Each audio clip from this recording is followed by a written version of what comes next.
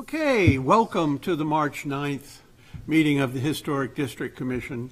Before I forget it, I would like to make introductions here, which I seem to have forgotten last week. So we have on my right-hand side, Dan Brown. Good evening. Good evening. Martin Ryan. Hello. And Reagan Rudig. Hello. My name is John Wyckoff. And then Nick Cracknell. Good evening. Margot Doring. Hello. Dave Adams. Good evening. Yep. And Karen Buffard. Good evening. Righto. And before we jump into the agenda, I would just like to say this is something we haven't voted on, but I'm hoping that I have an agreement from everybody. I just want to say that our hearts and prayers are out with the people of Ukraine, and we understand that they shouldn't have to suffer through this war, and that they are strong people, and we hope they persevere. So I just thought I'd say that. And now, the board's actions in these matters have been deemed to be quasi-judicial in nature. If any person believes any member of the board has a conflict of interest, that issue should be raised at this point, or it will be deemed waived. And our first order is administrative approvals. 28 Chapel Street, number 2, is not ready. Could I ask, we didn't approve the minutes last time, and we were They're supposed to going do to come that? next meeting. Oh, even Yeah. though they're still they were still in it this time? The minutes are still in the cooker. Yeah, they're going to be done next meeting. Oh, okay. Yeah. Okay.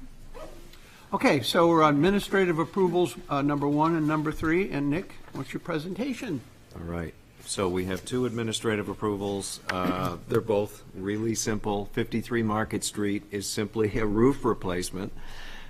It's a asphalt, probably rolled asphalt roof now, and they're going to replace it with a rubber membrane. And it's a flat roof building at 53.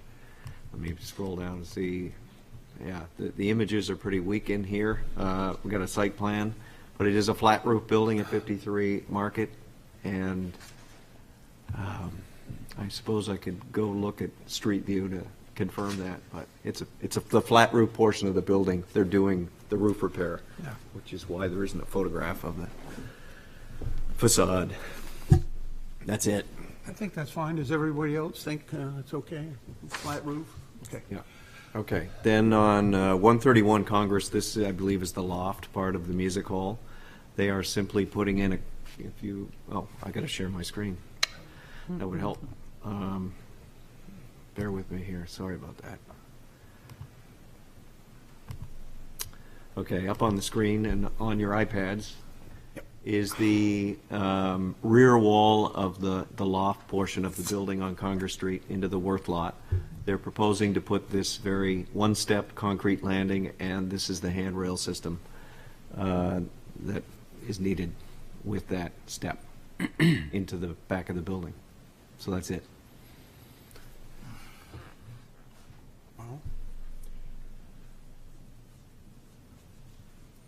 Any comments? No on questions? All righty. So, all those in favor of these 2 approvals, say aye. How about I move that we approve these 2 administrative approvals? Okay. Yeah, I'm jumping the gun. Go ahead. All right, I made the You motion. made the motion? Second. Yep. Okay, so all those in favor, say aye. Aye. Aye. All right, all those against? All right, so that's done.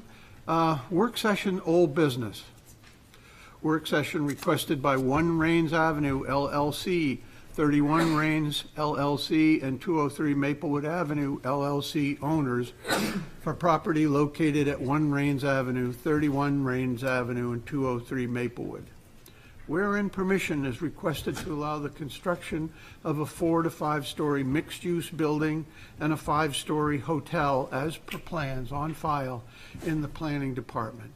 Said property is shown on Assessor Map 123, Lot 14, Map 123, Lot 13, and Map 123, Lot 12, lies within the Character District 4 and Historic Districts. This is a work session, and so we're heading down. And our comfy seats are over. If I can bring this chair down.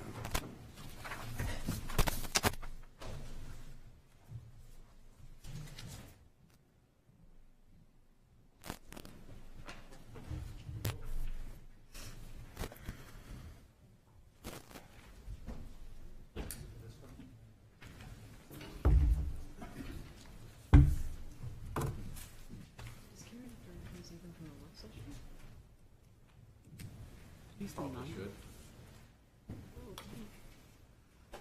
These are nine. Fifth quarter? What does it say on Was it just jabbed me in the ribs or something? Yes.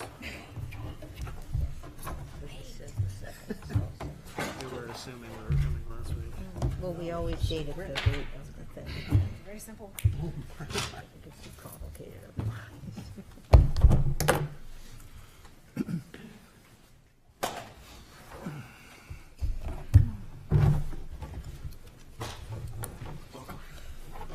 Okay, so who's here and what do we got? Good evening, Carla Goodnight and Jacob Weeder from CJ Architects and Evan Tormey from Procon and XXS, or XSS, sorry. XSS Hotels, yep. Yes. So last time we were here, we started sort of looking around at different styles potentially for the two buildings, for the hotel building and the mixed-use building. So based on those two styles, or based on the two buildings, we developed 3 different style approaches for each of the buildings. And the 2.0 series shows the 3 styles prepared for the mixed use, and each style is followed by a page of contributing details and photos, inspirational photos. And also the 3 series is, again, 3 styles for the hotel and the corresponding photos and details. And then on 4.0, we just have the reference pages for you in the event that you want to refer to the plans or the footprints or some of the site data. So this first set on 1.1 is a flashcard view that we use during our internal review process that's kind of helpful for us to see the 3 styles and as they sort of flash by on the same view, so you can have it shows you the impact of the various designs on the building elements that are common across all 3 of the themes. So I'd like to just take a look quickly at these sets, and then we'll move into more greater detail. So are you controlling this? I am. Nick, or- Okay. Yep, just tell me the page. So I'd just like to, this is 1.1, which is the Box Bay version, and then if you flip to 1.2, you see the building transform into the version with the more vertical elements and the black sort of dramatic balancing pieces on the front. And then if you flip it again, you see a 3rd iteration of that same architectural massing. And the same goes for the hotel. If you look at the next slide. I'm sorry, Carla. Yeah. We picked this view of the hotel as sort of, a way to visualize this style. This is style 1, option 1. Option 2, see, gives a total different look, and option 3, another different feeling altogether. So now back to the mixed use. Back to, I'm sorry, 2.0. So we're on 2.0, and I'd like to dive a little bit deeper into option 1. So option 1 features box bay balcony composition together, separated by punched openings in more traditional brick elements. And then what we have also done on this one is recessed the commercial entries around a glazed corner so that we have that different look on the commercial level on the first floor. We've also brought that center volume above the single story piece forward a little bit to separate the end pieces. And we've introduced a larger trellis across that whole area. And then we've also added upper trellis features there on the penthouse level as a defining design element.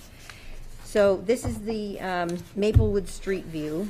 And then we've added a view down Rains Ave on 2.1 of the bays, sort of modulating, and the covered areas over the commercial entries, supporting the bottom of the bays, and then this, the upper cornice caps the bay and the balcony. And again, you get a better view here of the trellis elements up on the penthouse level. And then if you flip to 2.2, it's the same, looking the other way at a more street level impact of that view. And then on 2.3, we've sort of zeroed in on the top floor design with the trellis forms in the first activated rooftop with skyline elements in the first snapshot. Then highlighted the recessed entries with glazed corners to provide interest in breaks along the storefront at the sidewalk level. And then the modern brick and metal flank the more traditional vertical brick element at the center. And we've just created a more of a balance on that kind of offset there by using those textures. And then, of course, the projecting bays are very prominent and promote a residential feel, and the bays are framed by the traditional brick punched openings, detailed with precast sills and lintels. And then we have a little inspirational photo on the upper right of a similar treatment, and then, of course, the trellis idea as well. So we've incorporated that look for. Do you think we could discuss this right now? before Sure, we move if that's on easier than to going through all of them. Design two. Would anyone like to jump into design one of building one? What do you feel about anything? I have some comments for design Certainly, one. Mark. I appreciate where we've come from the last time you presented. I think this is more of what we were asking for. And I like a lot of the elements that I see here. The one thing that does bother me with it is the way that it's kind of heavy in the middle, and it sits on a very translucent base. I just feel like scale-wise, it should be, the base should be a little heavier. Maybe there's masonry elements to be a little thicker, maybe more of them. It just would give it a bit of an authenticity if that base had a little more substance to it. Right, this is the lightest of the bases. This is one of the lighter bases.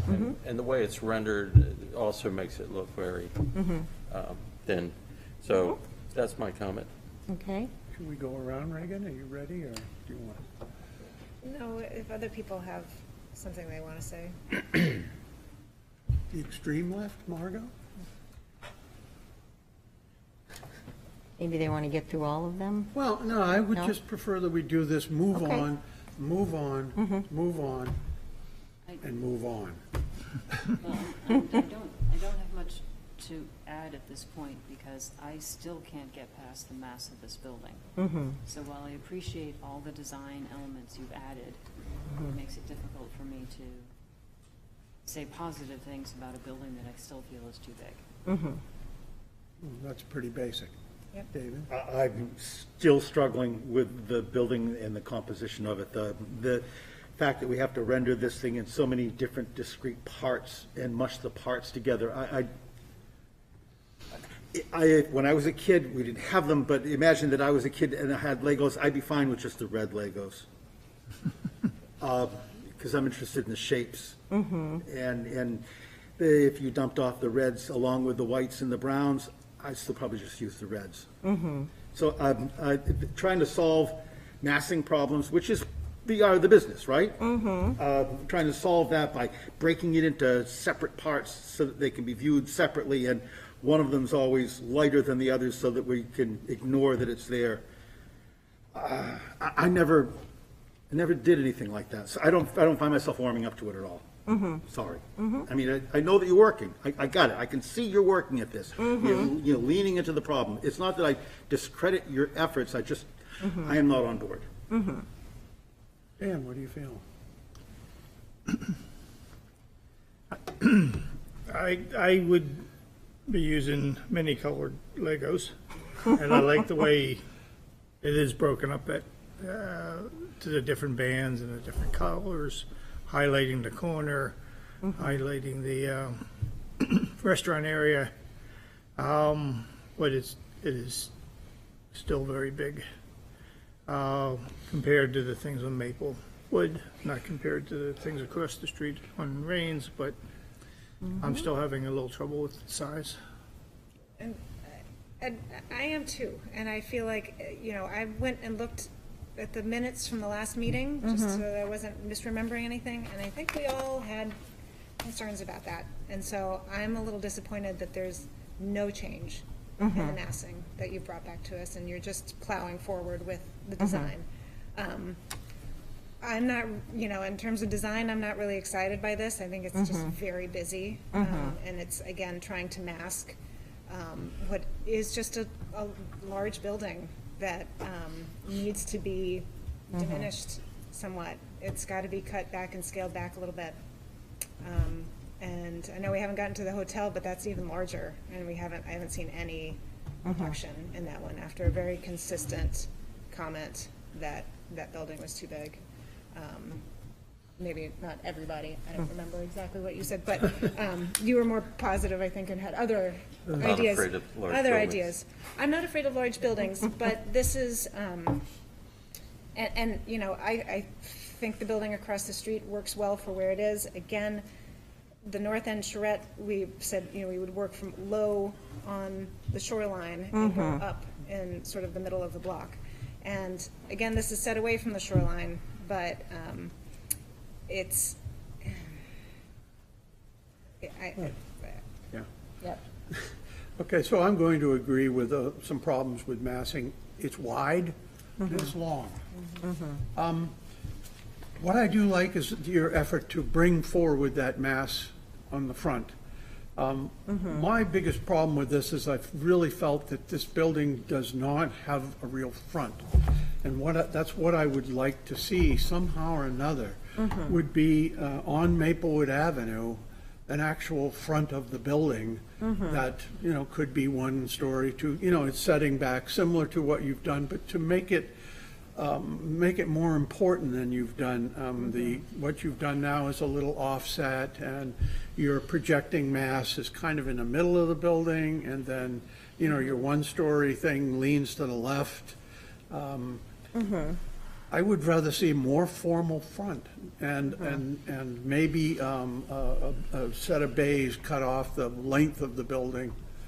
And my other comment is, are those projecting screens on the 5th floor, are they doing anything, or are they just stuck up there? They're on this shade, design? they offer shade up there too for the residents. They're just as for well. shade? Okay. Yeah.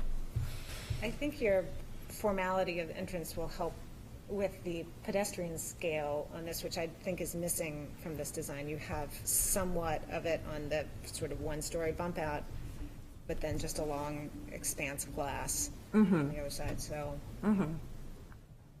I think the context to the other buildings will also help tell what's going on in this particular street. Okay. All right. Okay, so that's option 1. Well, let me back up a little bit. Not too far.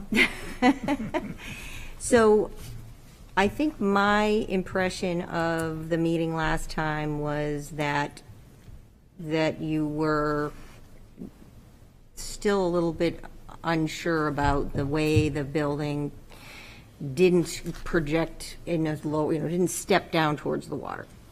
And the reason that it doesn't step down towards the water, as we discussed, is because we want to stay out of that 100-foot area. So we've pulled the whole building back out of the water. So it isn't, it could step down towards the water, but it would be in the 100-foot. And so instead, we've created a greater empty space. And that was sort of one of our issues there, was just that whole battle between the appeals process and violating the 100-foot buffer versus satisfying the step-down requirement. So that was a struggle.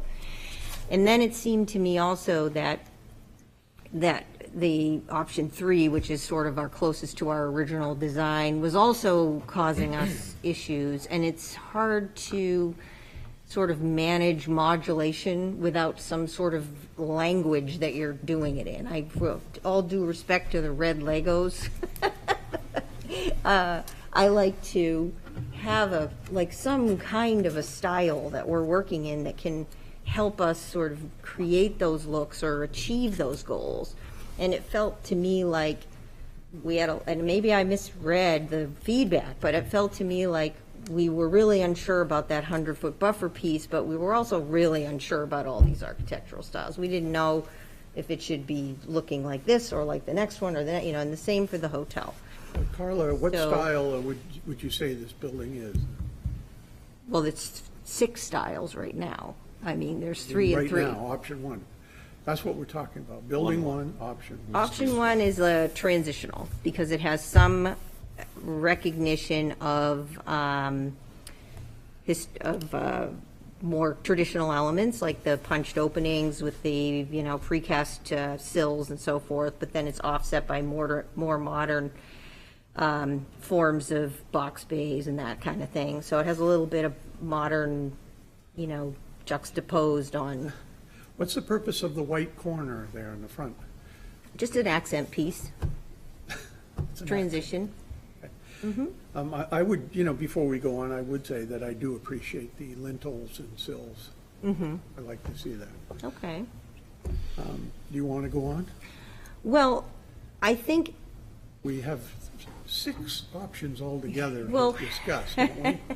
Well, I think what I'd like to do is, review, I don't want you to think reviewing these is somehow signing off on, if you're not, you've made it clear you still want to look at some of these massing and some of these volumes. So I appreciate that, and we completely accept that as something that we can do for our next meeting.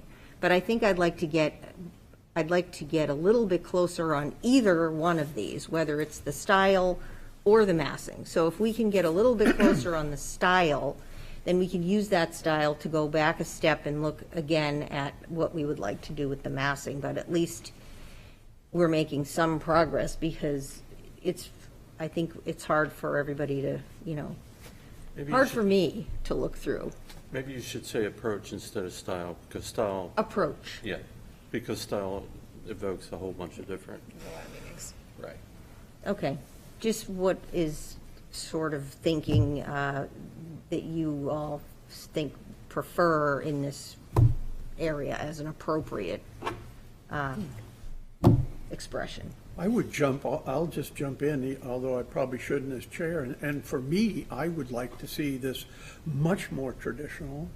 I would like to, for me, I would see some lap siding in this location coming across from the colonial section of Portsmouth, the North End, with the Jackson House and all that. I'd like to see this thing look like a Dartmouth building or something. That's what I'd like to see. And I'd like the front of it to be formal. And then your hotel off in the boondocks, well, that's a whole nother thing. But if this thing here, I would like to see it, but that's me, And does that mix in very well with the Heinemann's building on Maplewood Avenue? Well, maybe there's ways of doing it, but that's just what I keep wondering, why doesn't somebody build a traditional looking building? That's me. Anyone else want to jump in? Margot? Just feel free to talk, Without answering your question about which style I prefer, I'd like to expound a little on the thought of where the front of the building may. And given the length that you have along Rains Avenue, I would find it difficult to try to make a center out of that really long piece. I think your most logical place is where the white thing that John was, that corner of the Corner building. accent. Right, where the. Oh, Margot, you gotta, Yeah, you gotta. the mic's, sorry. Sit a little closer. Well, it's hard to Come look on at here. that.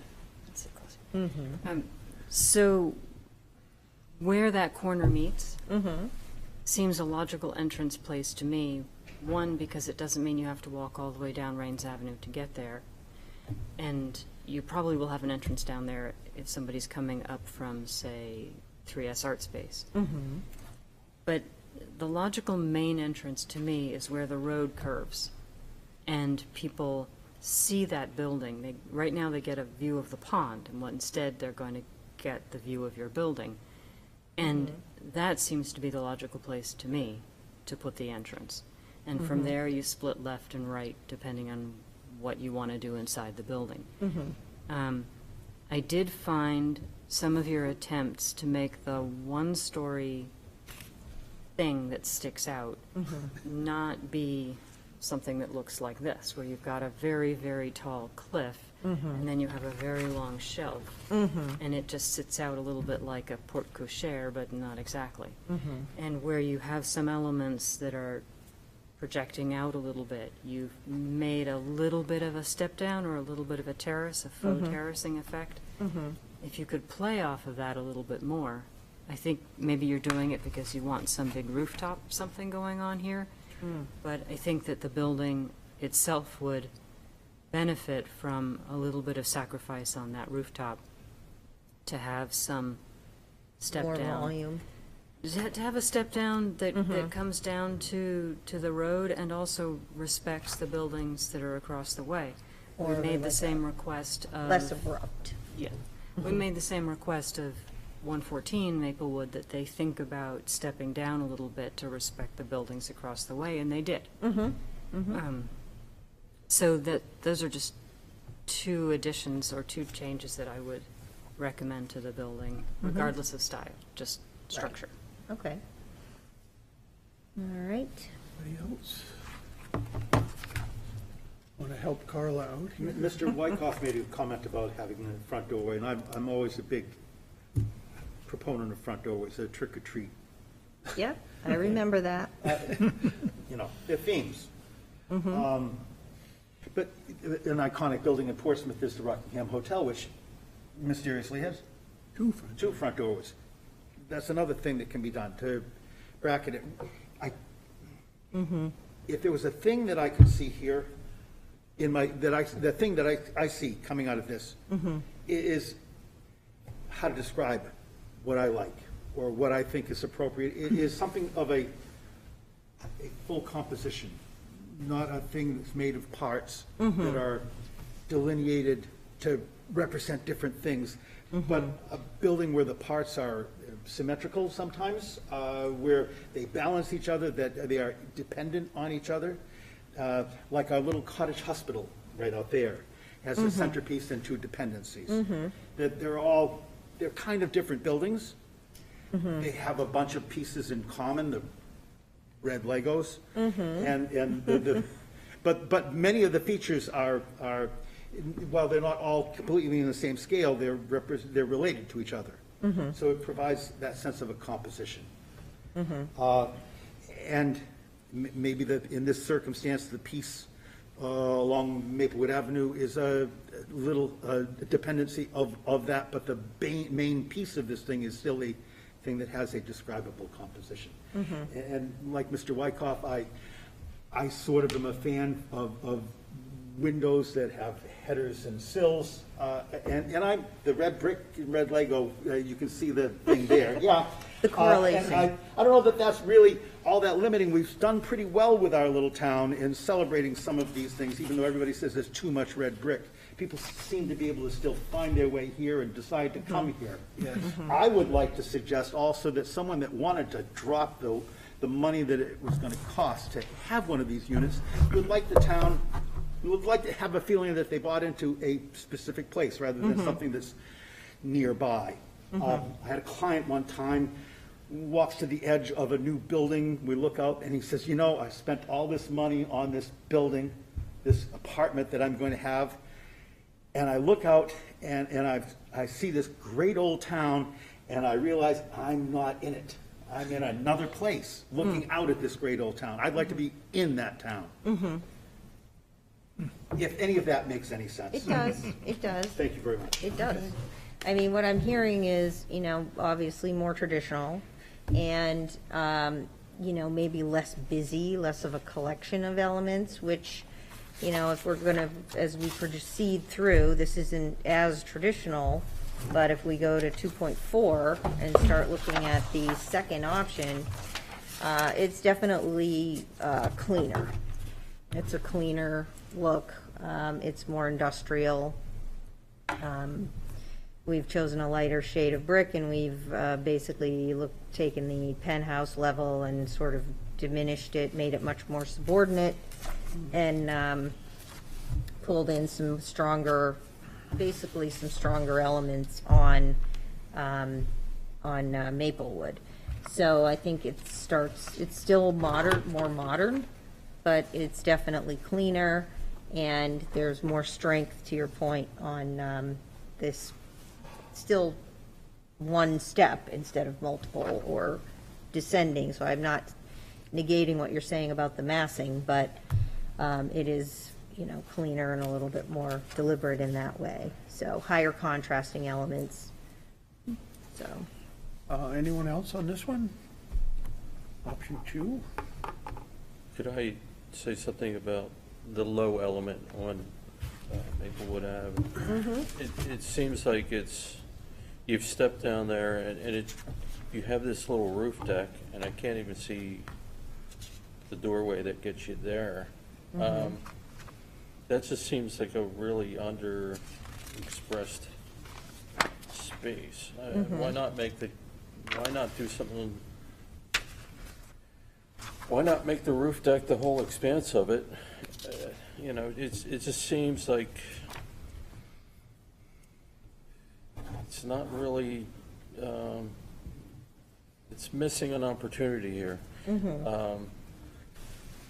I'd like to see something a little better. I assume these are rooms that are looking onto the roof part of it.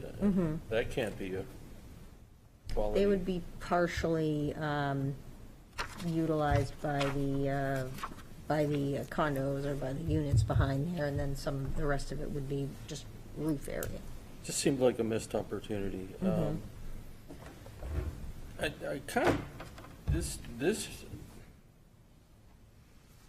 I don't like the base on this one as much as your other one, but I think the base on the first one I just feel like I gravitate towards that first scheme. I think that there are references to the rest of the city and the small, 3-story little townhouses. I'm seeing that language. I agree with Mr. Adams that this needs some elements that make this a one building. That there needs some focal points and hierarchy. Maybe there's an element at the roof that ties this and makes this one building. An element at the street, an element at the roof. So I agree with that completely. Here too. And I think that, again, working the traditional into a building of today is threading the needle. It's a very hard thing to do. But you've started here with that because you've got the references to the window proportions, the headers, the red brick, stuff like that. So I think that you could get there with that direction and that language, simplifying that building a little bit, still having a few elements here and there that are more contemporary, details and little bits here and there, so that it's not, I certainly, as everybody knows, I wouldn't want to see you try and design an old building that we're rebuilding today. Right. But there are those combined elements that once you get the right balance, it'll work. I'm not really a fan of the buff and black brick. I don't see, we don't have a whole lot of that in Portsmouth, so it's not really referencing much. So you're leaning toward option 1 more with just simplification? In that direction. Okay. Dan, what do you feel? In general, I'm an option 1 fan, but that I know what you're trying to do with that corner, to bring this building down to the neighborhood, but it looks like, it doesn't seem to be part of the building. It looks like some garage or something they added on at the last minute. I'm trying to figure out how you would get that to sweep into the rest of the building. So I'd just like to say, first I have a question. What is that one story? Is that going to have opaque glass and it's going to be a swimming pool? No. It's not. No, it's envisioned to be a retail, likely, I mean, it seems like a great spot for a restaurant, with all the outdoor seating that we're providing there. Because I don't know, either the Hampton Inn or one of them, you know, oh, we got all this retail on the first floor, and then what happened is it all was opaque glass, and that's where their workout room and such, you know, and it just didn't quite meet what we thought it was going to be. There's something about option 2 that seems to lessen the mass, and I don't know what it is. You know, but I know that that's happened before with adding windows, subtracting, and all of a sudden the mass doesn't appear as great. And option 2 seems to do that. But agreeing with Reagan, I hate the buff bricks. I mean, I would like to see the option, I would like to see a stronger base, as Martin has mentioned, and, Right. you know, some kind of formal, large entry way that says, here I am, come on in, this is your beautiful apartments are here, you know, and so a lobby and all that sort of thing, maybe a doorman, you know. Just joking. But why not do it all brick? Why do Right. we have to have these disparate white things, you know, the corner of option 1 for no reason? Just, oh, I'm a white corner for no reason. There's no door in it. It's nothing. And I don't know. Well, here that goes away, but I think what Simplify. you're both saying, what I'm taking from both of your comments, I'm just going to reiterate to make sure we're on the same page. Yeah. Don't have a miss, is that you like the stronger base element, which I agree, and this is sort of lesser of a base element, but it has very strong verticals, which have a tendency to modulate that, you know, the wall, so that it really does feel like separate pieces more so than when there's a unifying base. But you can do both. You can strengthen this base and retain some vertical elements, you know, as just the look that you might want, and make it more traditional. Okay. Is my thought. Still keeping in mind that we want to see massing changes. If you shortened it a bay or something, I mean, you would have more of a space in between that and the hotel, which would make the whole project better. Okay, why don't you keep going, Okay, unless somebody else wants to chime in one more time. I think we'll I just, did want to say one Yeah. thing Yeah. about the balconies. We didn't talk about these balconies. And I think some of the elements of the building, the dark brick and the red brick, I think I like I said, to me, they make references to the rest of our town. The balconies are totally foreign, totally alien to the rest of that language on option 2. on option 1. On option 1, okay, I was going to say. Like I, the wanna be buff sure. brick, I can't get past that either. Okay. Maybe if you took that kind of bay quality of the dark vertical elements and voided them out to turn them into balconies, maybe that would read better. Because right now I see, you know, I see Miami Beach, glass, rail, very, yeah. Right. Those balconies bother me, The white pops, so, yeah, I see what you mean. not New England. All right, Not even North Carolina. all right. Well, based on what you've told me so far, option 3 was just a update of the last one, so I think we can just move on to that, I guess. You're not gonna, that one has more going on than the other 2, so I would say we are not going to be considering that moving forward. You know, it seems that the balconies that you have on number 2 seem to go away a little bit better.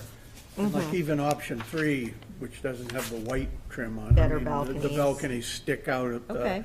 But option 1 has definitely got the worst balconies. Okay. That's good to know. All right. I would say that the first floor element of option 3 is doing more than the other two. Okay, stronger. It's stronger, it's more of a, What is it's it? more set- architecture Is it there. set in? Is that what it is? Is it set in and? It's just higher. It's higher and it's all the same. I think that's what's, I'm seeing a couple of elements up there that are more appealing than the other two. okay. Kind of hard to get a hand, oh, because it's black, whatever those black things are. Those are just Little awnings? Canopies. Canopies Yeah. over the whole store. Structural the canopies, entries. or are they canvas awnings, or? Nope, they're structural. They seem to be like 3 or 4 feet in depth. Yeah. Yeah. If Providing, because they don't require any additional supports on them. They're cantilevered steel. They look like steel I-beams type of thing. Is that a good thing? Look at that, look at the length of that building. It's even shorter. Are you asking me? I'm asking you. Is it, what is a good thing? Awning, we've got these, I don't know, it looks like, I'm not certain, but it looks like 2 very large Yeah. rectilinear awnings that sit 3 or 4 feet away from the building. They have dimension to them, they look like they're about 12-inch in thickness. And yet they sit there with no bracketry or support post or anything. Is that a modern architecture thing, to just stick things out? Oh, I'm sure it is, but I would say that this thing needs to be, right now, they just seem, in this view, they seem to be plopped down, you know, and not really integrated with the whole building. Now, in this view, they seem like they're participating in the whole building, like we What want to page see. number is that, sir? That is 2.8. To More me, of they the seem, street they go view. right to the edge. They seem like they're not an afterthought, that they're really part of the, yeah. And what's the bad view? 2.9? What was the one, this view you didn't like? 2.11. They're less than, they're, Okay. Yeah. There again, the difference between the apparent massing of the length, you know, Right. between 2.9 and option 1. It's amazing. Option 1 looks like it's 50 feet longer than All the same this option views. 3. They're all the exact same I know it. flipped views. because there's more repetition, you think, or? You're calling out that this is composed of many elements. These look like wider bays. Uh-huh. Yeah, that could be it. The bays are wider, and Yeah. There's a lot of elements stacked up. same amount of balconies, I've, you know, but it just looks shorter. So I think that's important. I'm not saying I positively love option 3, but it's got that going for it. Good. All right. Doesn't that look shorter? Yeah, I'm not sure why, but yeah. Yeah. And then Nick put 2.1, I think. 2.1. And there, look at that. It looks like it's about 500 yards long. I can do this and sort of, it does line up, but yeah, it's weird. it's more granular, right there. Well, that goes to the style affecting it visually, which is a very real effect. So, all right. Do you want to move on to hotel options? It seems to be next in line. It is next. Yep. All right. Looking at 3.0. This is more of a light metal top floor panel, and we've gone with a narrower entrance over the drive-through, and then sort of more of a vertical form with textured metal in between, and then the actual brick has some texture on those vertical elements there. So if you zoom in on 3.1, you get a closer view of that composition.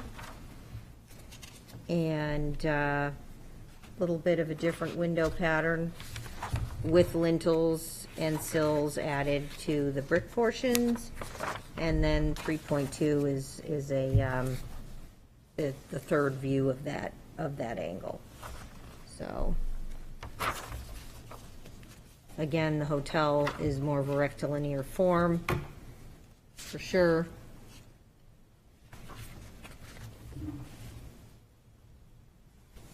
We don't have any views of this on the actual facade. Yeah, well, we picked one of each facade because we're looking at 6 of the different sort of expressions to see which, get a kind of a feel for what would be preferred, what would be rejected, what would be considered somewhat appropriate. How does everybody feel about the hotel option 1? Martin, you seem to be good at jumping right in. I drank a lot of coffee today. Yeah.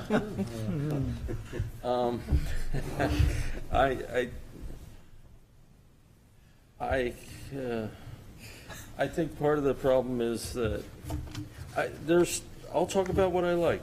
I like the brickwork. I like the fact that some of the brickwork is there's some detail in it that what I think bothers me is that you have these vertical elements that reach a horizontal element, and they're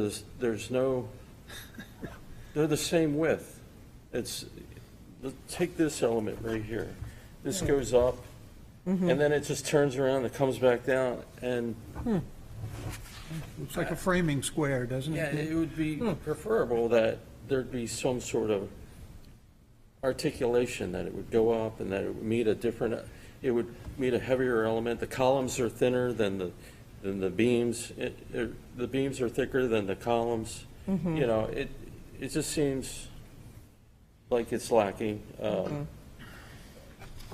What I like is if you go to 3.7 and you look at the upper right-hand inspiration, I like that. And I think you could get that. I think you could get there. That does what there's some hierarchy of elements. The vertical elements have a certain thing they're doing. The horizontal elements have a thing they're doing. The cornices has a thing it's doing. There's And there's a balanced composition to it. yeah, You're absolutely right. yeah. My partner of years, Steve Roy, is a mason, and everything in his life had to somehow support something else. And he spent his life piling things up to put things on top of the big beams or whatever. And his theory of architecture, which I adhere to, is that things should look like they can carry weight. They're bearing weight. And I think Martin's comment about that view of the hotel on the back of the framing square is a lot of heavy vertical, and you get to the top and nothing seems to happen. Whereas that composition of that inspirational thing, it's made of parts. We've done this before, but they all seem to link onto each other and relate to each other, and they aren't celebrating that they're there, or in the case of the white things, celebrating that they're not there, or suggesting that they're not there. This is all, honestly, they're bearing the weight and the load of the thing above them. Yep. All right. That makes a lot of sense. I would say option 2 is your most successful, except for the mass. Yes. Not really, I have to say, I'm not really excited by any of the 3.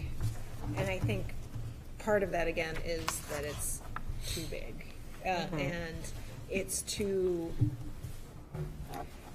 it reads too much like a hotel. It's just all these little bitty windows and rows and rows and rows and rows. I know, and there's a, it's not bland, but it's just, there's kind of an disinteresting quality to a lot of hotel buildings, because it's just so regular and it's just so, you know, it is what it is.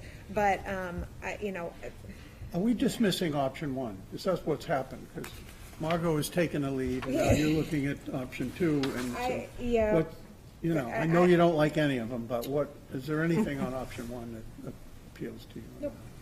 Nope. That's good. And Dan, what do you feel? I go along with option two.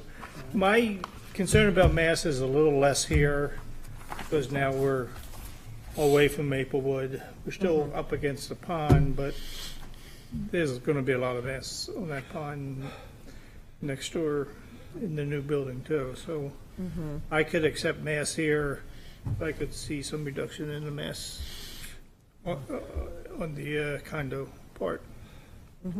And two, I think, has a nice pleasing balance to it. What's the number for two, number two? What is it? 3.4, is that, 3.5, is that the 3.6. first one? Yeah, 3.4 is, Yeah. I'm looking to start at the beginning, Yep. two. 3.4, 5, 3.5, yep. 3.5, again, I think this is a little more regular, and then it's interesting because this is, again, the one that it brings the elements to the ground. Although we do want to try to get a stronger base, but it also has the patterning that you find appealing in the design inspiration photo on 3.7. So we have a little bit of that featured in this, although it is more of a modern interpretation, and the 3.7 inspiration photo has that little slant towards traditional that I think you're looking for. So, There's something about the left side of it, the more brick side, that screams 1970s to me. And I think it's those panels in between and I don't know, but. all right, Yeah. the brick, the black brick. Yeah, it's the division of all the different, yeah. Glass Is pattern. that black brick? in It between? is. At least it's not, you know, imitation stucco stuff. That's a good thing. Has that run its course? The drive-in exteriors? I hope so. I hope so. You know what they use it for now? They're covering a lot of older buildings, like hotels that were built in the 70s or something, that are looking kind of tired. So they slap a coat on there and, you know, give it a couple elements, so try to make it look like, you know, the Alamo. And of course, then you get in the lobby and you look around and you go, oh boy, it's the same place. you Happy know. to have missed that. But Happy to not have run across that yet. it's cheap. Well, I have, you know, because I drove down to Florida and back. And, you know, so I stopped. You know, and you got Fredericksburg, you got Lumberton, North Carolina, you've got all these towns that are all about 500 miles apart, you know, and they all have an access road, and they all have, you know, the Best Western, and, you know, they're all, and they're all 4 stories tall, even in these little towns, and they all look the same. And that's what we're trying To avoid. Yeah. to Right. avoid Oh, with this, yes. because this is downtown Portsmouth on the Oh, yes. water, valuable location. You know, if you could make this thing look like the Wentworth by the Sea, I would thank you. I would come over personally, shovel your driveway. My driveway's 800 feet I long. wouldn't volunteer for that one. It better look just like the Straight up Wentworth. a hill. Please. Please do it, yeah. So option 2, any other comments on option 2?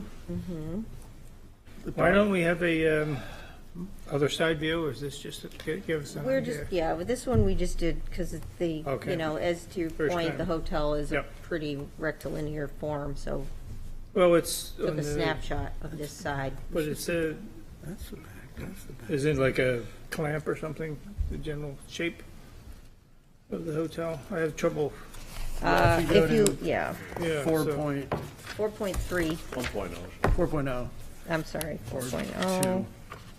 Oh, yeah. so the one, yeah, and the view we're seeing is the back. is the, across the water from Right. Market Street. But no idea what the front would look like. Hopefully it would match. Yeah. Yes. Yeah, all right. The front's going to have a nice entryway. Well, and that's, so this sort of, we were thinking that this more dramatic mass at the drive-through would be repeated at the entry door on Rains Avenue. if we- Similar, probably a little narrower, but Right. If we chose to go in that if we direction, went then, that direction. right. Mm-hmm. Where is the front door of this building going to go? Just staring down at page 4.1. Well, if you go to 4.0, you can see there's an entry with some steps right on the, sort of the bend of where Vaughn turns to Rains.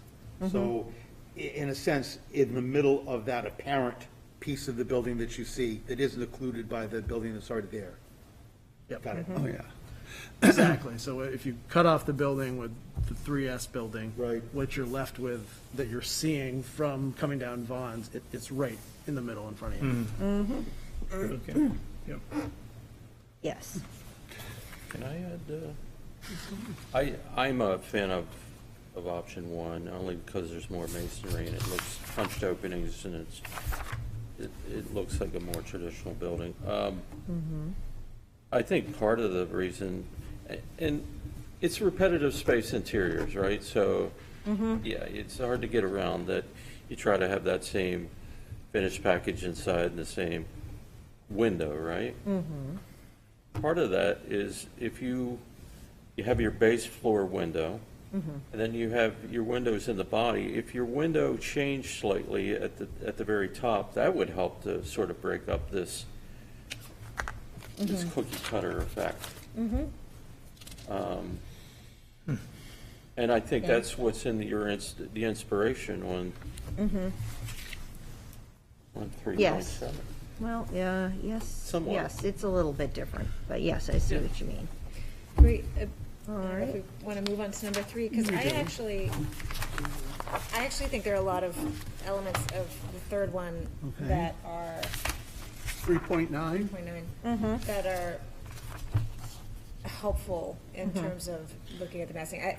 The colors, no, but, you know, if you made the brick part like an actual red brick and worked it, but that central part over the opening there, that actually is set up, there's enough of a framework, or a big, thick, heavy framework around that it actually looks like a separate section, and it breaks up that monotonous rhythm of the windows enough that it actually looks like they might be on different floor planes. It kind of tricks the eye more It so does than introduce the that others. different And we window introduced type. the different window there. Yeah. So so there are elements of this design that I think work better. And, you know, that the black top story there, if you could, you know, set that back a foot or something, and it would actually minimize that top story a little bit if we, you know, unless you just take it off. But, so I think that there are elements of that particular design that do trick the eye enough to break up the massing. You could easily turn this into a composition of two flanking pieces to that center drive-through, and then come up with some way to handle the excess on the left-hand side. You've established some of that, almost did it. You've got 3 bays on one side, you've got 4 on the other before you put that other break in. But a mechanism like that to create that, and then might be a place to do, or to set back or to rearrange the 5th floor so that there was just a little bit less of that wall. But we'd be back to that creation of a composition. Right, and this one does omit that entirely on the On the river leg side, the that water faces side. the water, yeah. This top floor is omited on the leg. I don't think that was lost on anyone. Okay, good. Just thought I'd, you know, No, we're it's not, okay. we it's are okay. talking about Well, massing still. It's your horn here, so go ahead. Well, it's not on 2, is it? It's on, but is it on 1? It's on, no, that's on, Yeah. it's missing from all of them. Yeah, okay.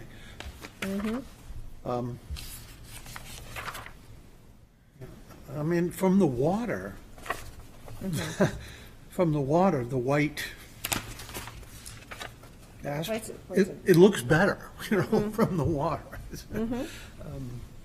I hate to say that because then when I'm looking at it straight on, I'm not liking it, but It from the just water. might be easier to see the lines Yeah. because of the contrast. They might be easier to just see the actual, proportions potentially. I think, Martin might be onto something with number one, if the bricks were continuous all the way over to the center portion. In other words, you didn't have the right angled, Yep. my framing square of white, if you didn't have that, That technique. and then you did something with the fifth floor with darker or some other types of windows or whatever, but, because it does read like a traditional brick building through 4 floors. Right. Well, I thank you all for giving us this feedback. It really has been helpful. We've given you lots of ideas. It has really been There we helpful. go. So I want it to look like the Wentworth. Porches. Shovel.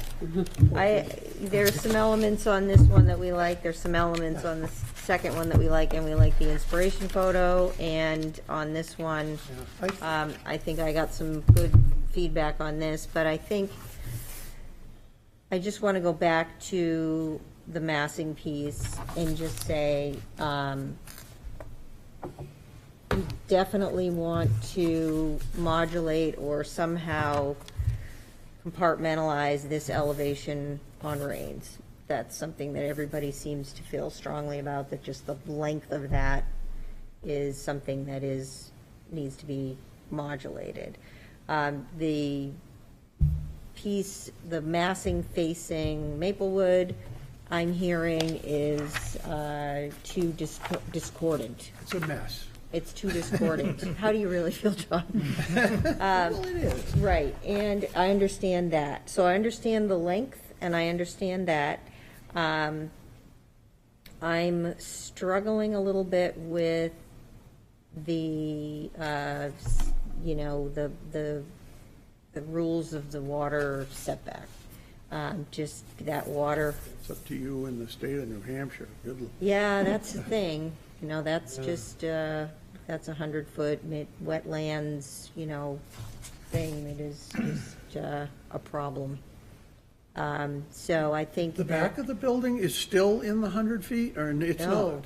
So it's only the one-story section on Maple? if you Well, go and to, it's just a slight corner of that. It's a sliver that's there in order to meet And that zoning. one-story thing is part of the problem. I mean, most of us are finding that as, Mm-hmm. what is that? Why is it there? Okay, it's got a deck on top of it, but that Yep. doesn't, I think, justify why it's there. So if it were eliminated and you had pretty much a more traditional front of the building Yep. setback, maybe a couple trees Yep. or something, then you wouldn't be in the 100-foot buffer. Mm-hmm. And your life would be so much easier. well, I think we have some real options there. Yeah, And I think we have some real options on the block length. I'm struggling with options where we've removed the whole building from the 100-foot buffer to build back out into it is Yeah. going to be We've all problematic. appreciated that. So, I do Tom- have to ask if there's anybody in the public that wants to. go ahead. Talk. Anybody in the public? In the Republic. There you go. I want someone else sitting next to me. Elizabeth Bratter, property owner, 159 McDonough Street. I agree with everything you've said, and if you read my letter, I think that the combination of the two, the massing to me is wild. Just to clarify that the 100-foot buffer is no parking lot either, so, but something very simple for me is the concept of steps. So if you have a set of steps that you want to build in front of your house, you're not allowed to build them up against the sidewalk. So you have, this is the sidewalk, and this is where your steps can be. So you can either build one big step, or you can build a few steps. And I find it amazing that the 100-foot buffer is just like the sidewalk. So you can have your building go straight up next to the 100-foot buffer, or you can have it go 3 stories, 4 stories, 5 stories. So the ability to step is not changed by the 100-foot buffer. It's just an illusion, because the 100-foot buffer goes up to the edge of this building, just like the edge of a sidewalk. You can only build so close to a sidewalk, and you can only build so close to the 100-foot buffer. They're actually in the 100-foot buffer with all of their parking lot. That is 100-foot buffer. But to do the steps is possible. All you got to do is, instead of doing one big step, you're going to do 3 stories, 4 stories, 5 stories. So they could easily do that. I think everything else is in the letter. I think in terms of the front and the side, I really appreciate the fact that they actually came up with 3 designs, and they're actually a little more reasonable than what we've seen, and they have some creativity to them, and I really appreciate that. And I did want to say that today, because prior to this, there were a lot of negative comments about what was presented. So I do want to say that we are moving in the right direction, and I appreciate all your time. Thank you.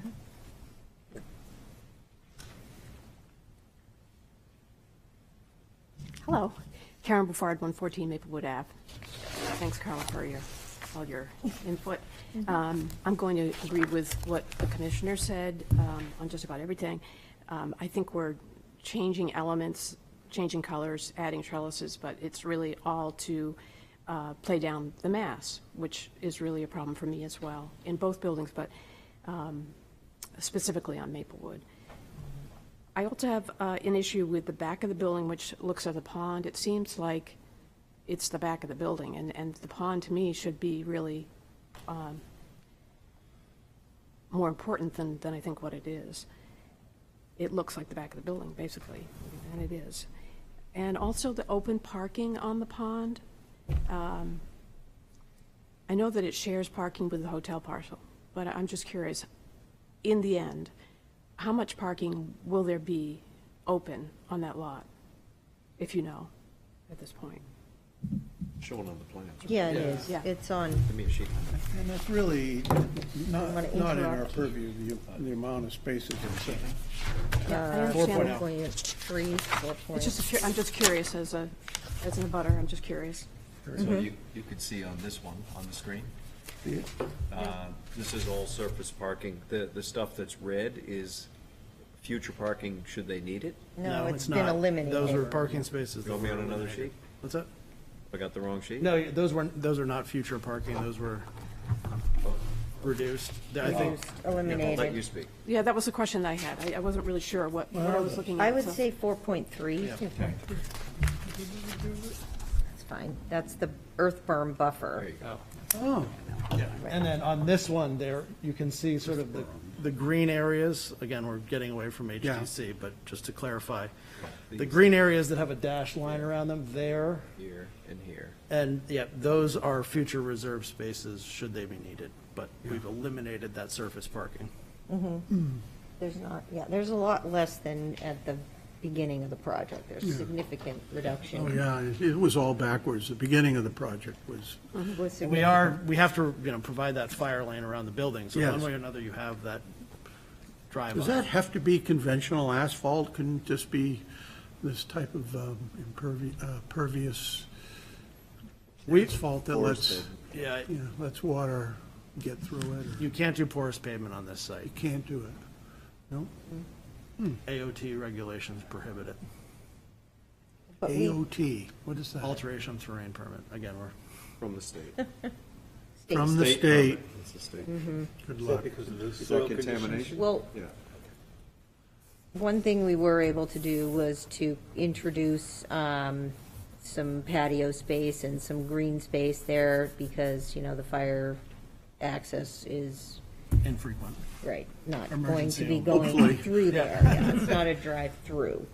And that's a big improvement from a drive, even just the exit of a driveway, just having. Yeah, and it was never a driveway. I think that was sort of a confusion. It was just that we're keeping that space open, and there's a little, a mountable curb, but there's no curb cut there that anyone would mistake for a driveway. Curb. Yeah, no, this is. They this just is chamfer flush. the edge of the, Sounds a little rude. Do you have any other comments? No, that's my final comment is just, the mass is the biggest problem that I have. And then I would echo that the inspiration photo, 3.7, which is a traditional build. Love it. All right, Thank you. thank you. All seven, so So you have some, lots of comments to think about, and we'll come Yep, back. that's very good. That's with very something helpful. very solid. We have It's gonna be beautiful. a lot of building to design, so like that. It's a luckily, very- we've got the Wentworth, so. Yeah. The Wentworth boat, strong over I'm gonna there. go out and get a tractor. I'll have to have one. Inspiration Building, which is my favorite, in your presentation, does that exist? 3.7? Yeah. I believe so. Yes, Where is it? it's actually on, it's in Boston. It should be the address. We should go to Boston. Yeah. It's know, actually helicopter. a very long, thin, yeah, but it's in Boston. Yeah. You know, All right. We'll send Nick the address, he can. well, thank you. So I guess we will need a motion to continue this. So moved. Yes, Second. All those in favor? all right. All righty. Thank you very much. Thank you. Thank you. Getting closer. Oh, yes. Okay. Time to fire time here. Yeah. These all my stuff for you. No, yes. Okay. Well, the bookmarks Yeah, aren't the quite right. bookmarks, They're yeah. all in there. Yeah, rather than being in like. I don't know if anybody else noticed it, but I think Isaac did something different to our bookmarks, and Oh, was it Nick? Nick didn't do maybe Nick did it. Nick doesn't even know how. Oh, okay. No worries there. No, but you go to like, 1 Rains Avenue, and it's just the page that we normally got on when we used to have paper. The staff reports was. Yeah, the staff separately report, you know. bookmarked this time when they're And, usually not. And then there's another Rains Avenue. There should be 2 of them on there. That's Yeah, what's there on- is. Yeah, well, you got the, you you go got to what's the on the second webpage. It wasn't like that I before. understand that, but we know why, because they were I full, understand. which is full. I'm just saying, Nick. All right, read the next one so we can. do that. Yes, ma'am. Work session requested by Port Harbor Land LLC, owner for property located at 2 Russell Street and 0 Deer Street. Wherein permission is requested to allow the construction of a new freestanding structure, 3 to 5-story mixed-use buildings as per plan on file in the planning department. Said properties are shown on Assessor Map 124 is Lot 12, Map 118 is Lot 28, and Map 125 is Lot 21, and lie within the Character District 5 Downtown Overlay and Historic Districts. Welcome. Thank you. We can be without masks, is that Optional. perfect? You were next to. Yeah, you were the one who's sitting next to him, Hello. Howdy. What do we got? We Where are are we? going to try and keep narrowing down where we are on facades. One thing we do have a model that we can fly around if you want to see anything of what we presented, and we also have the one that we're continuing to work on since we did this. If you'd like, we can either give you a disc or we can log on and you can give us access if you want to fly around and see Yeah. see anything on the bog. So that's available, but we can walk through the presentation first, but then we can ask questions. We Let's can go walk anywhere. first and we'll fly later. Yeah, anything, it's totally up to you how you'd like to do it.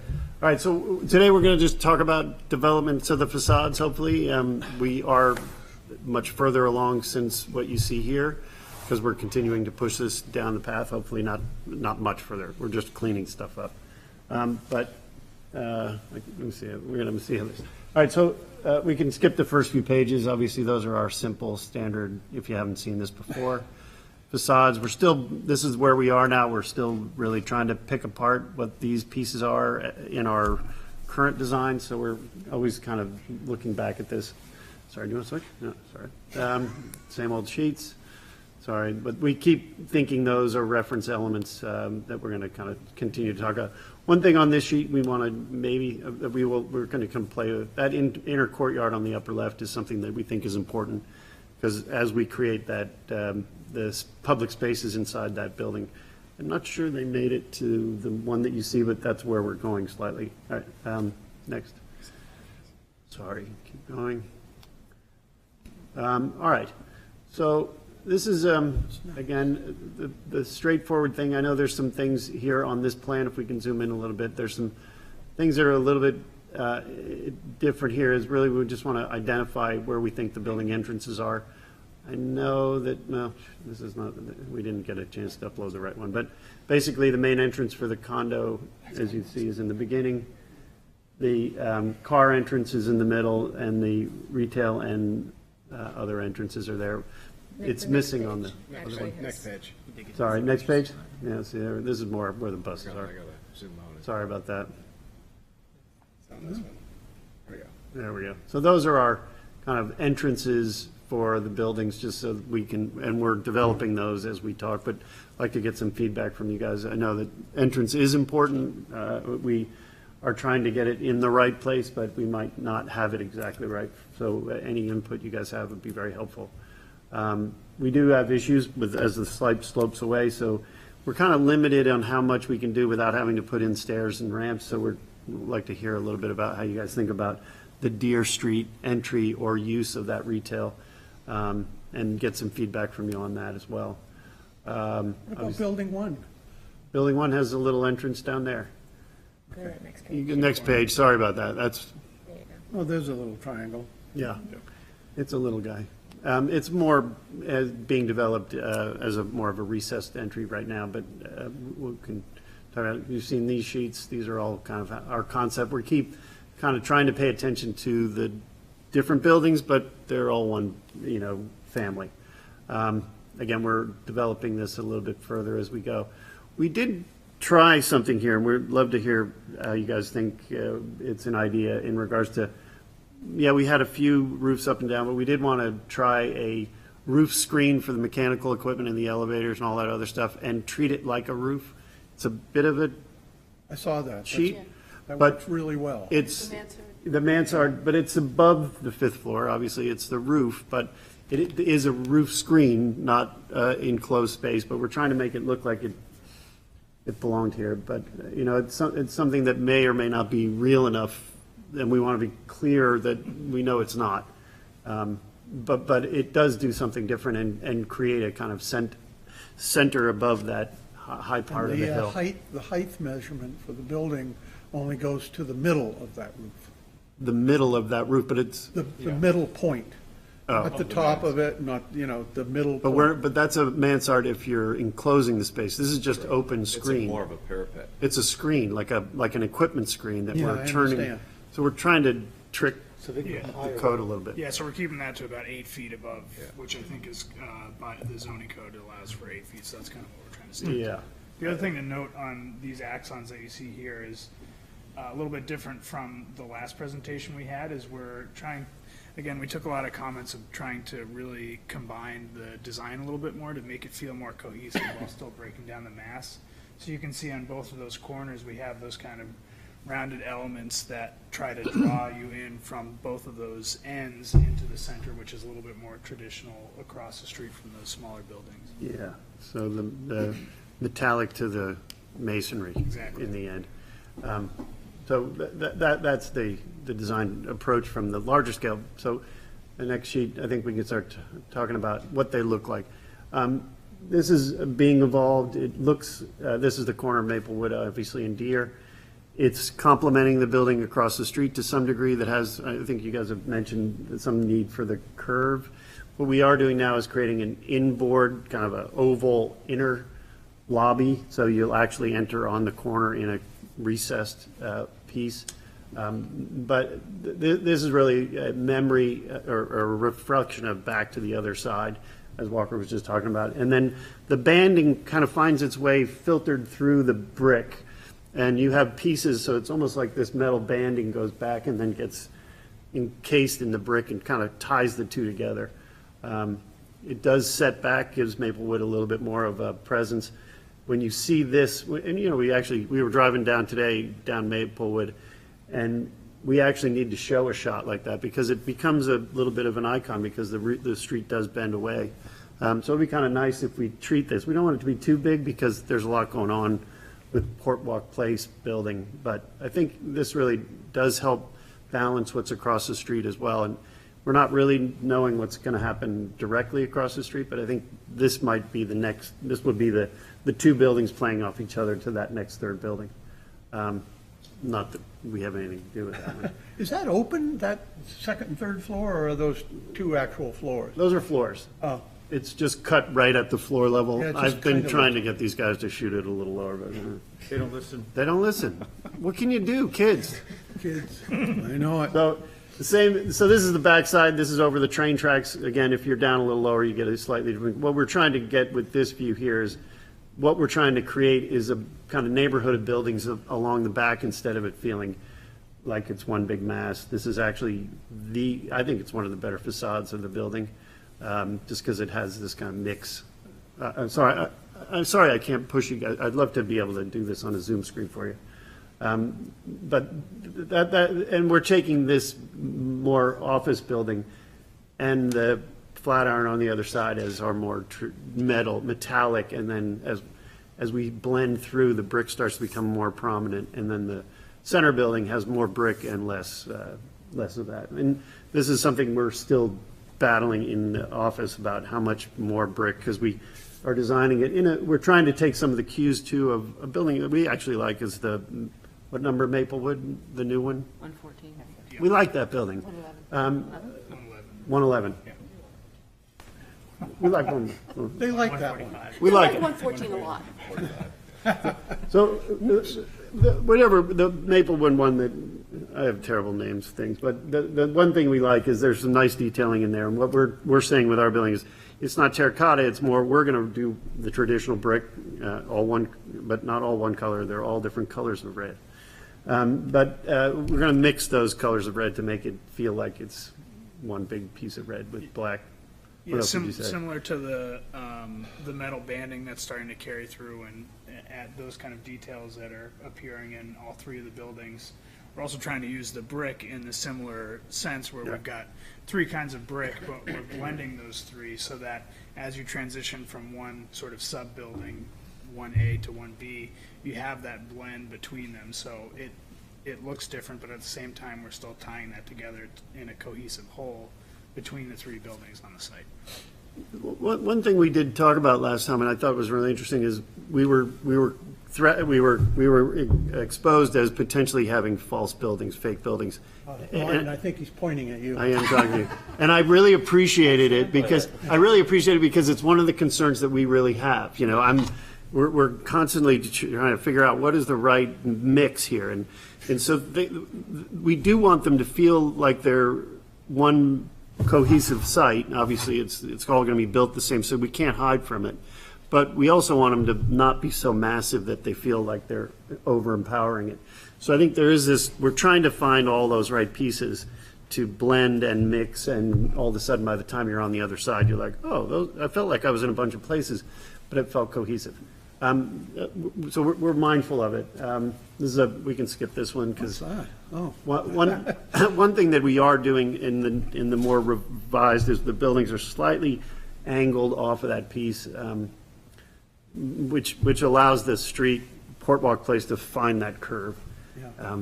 Anyway, the floor plan. I just want to say I am very happy with the back of Building 1.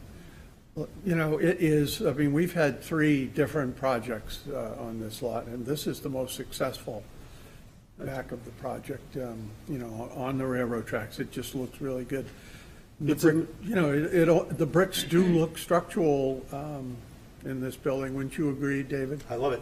Yeah. One thing that's too nice about this plan, which is kind of cool, is that obviously it's an important corner. The views across the cemetery to the pond are quite spectacular from here. So it's really an amazing element for the developer, obviously. We love that. But then we're creating this kind of terrace, much like the 111 Maplewood did. And I think those are really nice elements to kind of create that great boulevard that comes into town with recognition of what these things are. Kind of what you were just looking at, but in a slightly more formal manner. We're getting ready for our presentation, but these are how we're breaking it up. We do actually have real wall sections, but these are the material components of that. And we, as you can see, when you get to Building 3, we're kind of carrying those same things to the other side, but in a slightly different way. Building 2, again, what we're trying to do with this roof screen to hide the equipment, hide the elevators, is have that division, but at the same time create a building, which is my favorite building here in town on Main Street. What's the one I like? Congress Street, the That's it, National yeah. Mall. So we're trying to pay some homage to it without obviously copying it, but Oh, the Athenaeum, No, he means. Which- Oddfellows. the Oddfellow. Okay. I'm terrible. But we do like it. I mean, we're, at least, I think it's a nice one to Wait a kind of- minute, you don't like the Athenaeum? Oh, jeez. Oh, my God. I don't know what That's building page is. That's 3. the one in the corner. Oh, yeah. It was your study. This was actually, yes, that was the one that you guys modeled going around the corner. Yeah, so. okay, thanks, John. Yeah, you could trick me here. I'm Very tricked. easily. Yeah, I'm a fool. Apparently. I know. One thing we have done in this that's a little bit different, we went from 4 to 3 to 2 to 3 to 4. We actually now have it 4, 3, 3, 3, 4 in regards to window bays. It's just more of a rhythmic thing that gives us a little bit more. The 2 became 2, it was not, just didn't fit, especially when we went to the backside because we're trying to hold a purity through the building when you get front to back in that courtyard. It looks better, I think, but if we have an opportunity to show you the other model, I will. But I know that you guys have rules, so we won't jump into it yet. But if we can, we will. So that's this one. We go to the next few slides. This is just the back. The colors here were a little bit too extreme. We have fixed that. We went from that balance is better on the two ends, and it merges a little bit more in the middle. We're still in the brick process when this one was shot, and hopefully they're getting fixed better. Can I just Yes. jump in on this one? So go back, Nick. Yeah. The roof screen looks weird from this angle. It's not resolved. Okay. Totally not resolved. These guys were killing me because I put it out and then they pushed it in, and by the time this was shot, that's where it ended up, but it's not right yet. We agree. And currently we now have some recessed balconies. We have a few other things that are happening in this thing to create more value for the tenants as well. Juliet balconies, we have, and we can zoom in, we have bay windows that, what we're trying to do, and I think, does this one have all the sheets that show the different bays or not? We didn't get it. Does it? It should have it in there, right? Yeah, okay. Yeah. Well, we'll get to another sheet, but we're trying to do is create a rhythm, and again, this is another battle inside these great designers here with me, is I'd like them all to be very uniform for cost as well as clarity, the 4 different bay types, but the same size, but they're pushing me to squeeze them and change them a little bit. But we are trying to create some kind of modularity, but the way it's composed, it makes it look like they're different, ideally. I think something you were just saying on the other one was you want to be able to see the process. They're all different sizes, but they all have the same rhythm. But I like to see that. Again, we can skip this one. This is the landscape one. Parking all on the ground floor. This is all being resolved. The issue here, again, this is getting addressed a little bit better. We're looking to have a 2-story condo entrance. So you come in, it's 2 stories. Yeah, that's a good idea. You have a stair that goes up for the condo residents, and you can go out onto the top part of the back of the garage. So you have a private, that terrace is up on the 2nd floor. So that's for the condo tenants, but it'll be part of this 2-story lobby that comes in. You're going to have sweeping stairs going up to Well, this? Yeah, sort of like Gone with the Wind or something? Yeah, we haven't gotten there enough yet, but the intent is so that you feel the flow between the two, but it's not fully resolved because we're also trying to meet the parking count at the same time. So But this space above the garage, this outdoor space is just great. and the people that actually have the lowest apartments get 10-foot buffer, and then beyond that is the shared amenity for the rest of the tenants. So, and some people get balconies, some people get Juliets and all that stuff. That's what we're kind of trying to make a value play for it.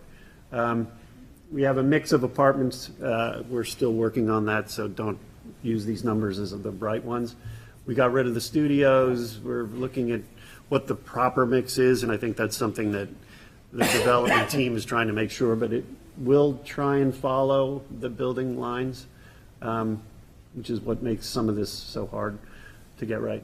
In this bay, this is a typical bay for the building.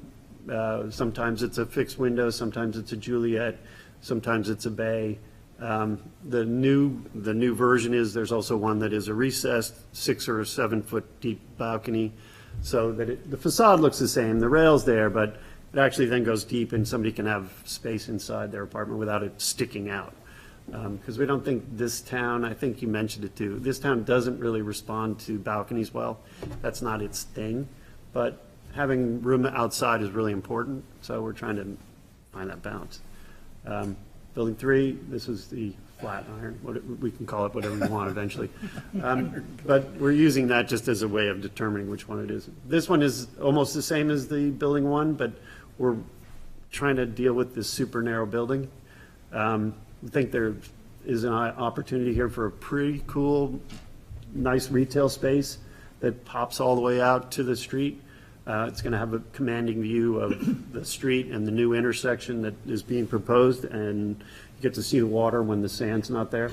So it should be nice. And then Sand is always. Salt. sand is salt, is that it's always there? Always there. Last week, there was none, but. Yeah, see, every once in a while, you're going to get that's when this is going to be the busiest restaurant in town. Oh, the salt's gone, the salt's gone. Let's go eat. Let's go eat. So there's apartments above. These are rentals. It's a more complicated piece. It's going to be just as expensive as the other ones in regards to building it, maybe even more because of this super narrow building. And it's going to be hopefully something that when you drive in on this backside, Market Street, it'll be, oh, that's cool. But it won't feel too opposing because it's curving away from you in all directions. That's our hope. It's a pure oval, I think, as we talked about last time, pure half oval. And I'm sticking to it. It's really hard to build in the model, though. This is not as broken up as the other one, but I don't think it needs to be because of how it comes shooting out towards the Green Street and the new park that's going to be presented. So it's kind of important that it actually has some power pushing down the tracks. But again, we're still trying to craft that. And we're going to craft it all the way through, and if we have a chance to finish it with you guys. So that's these images here. What did that mean?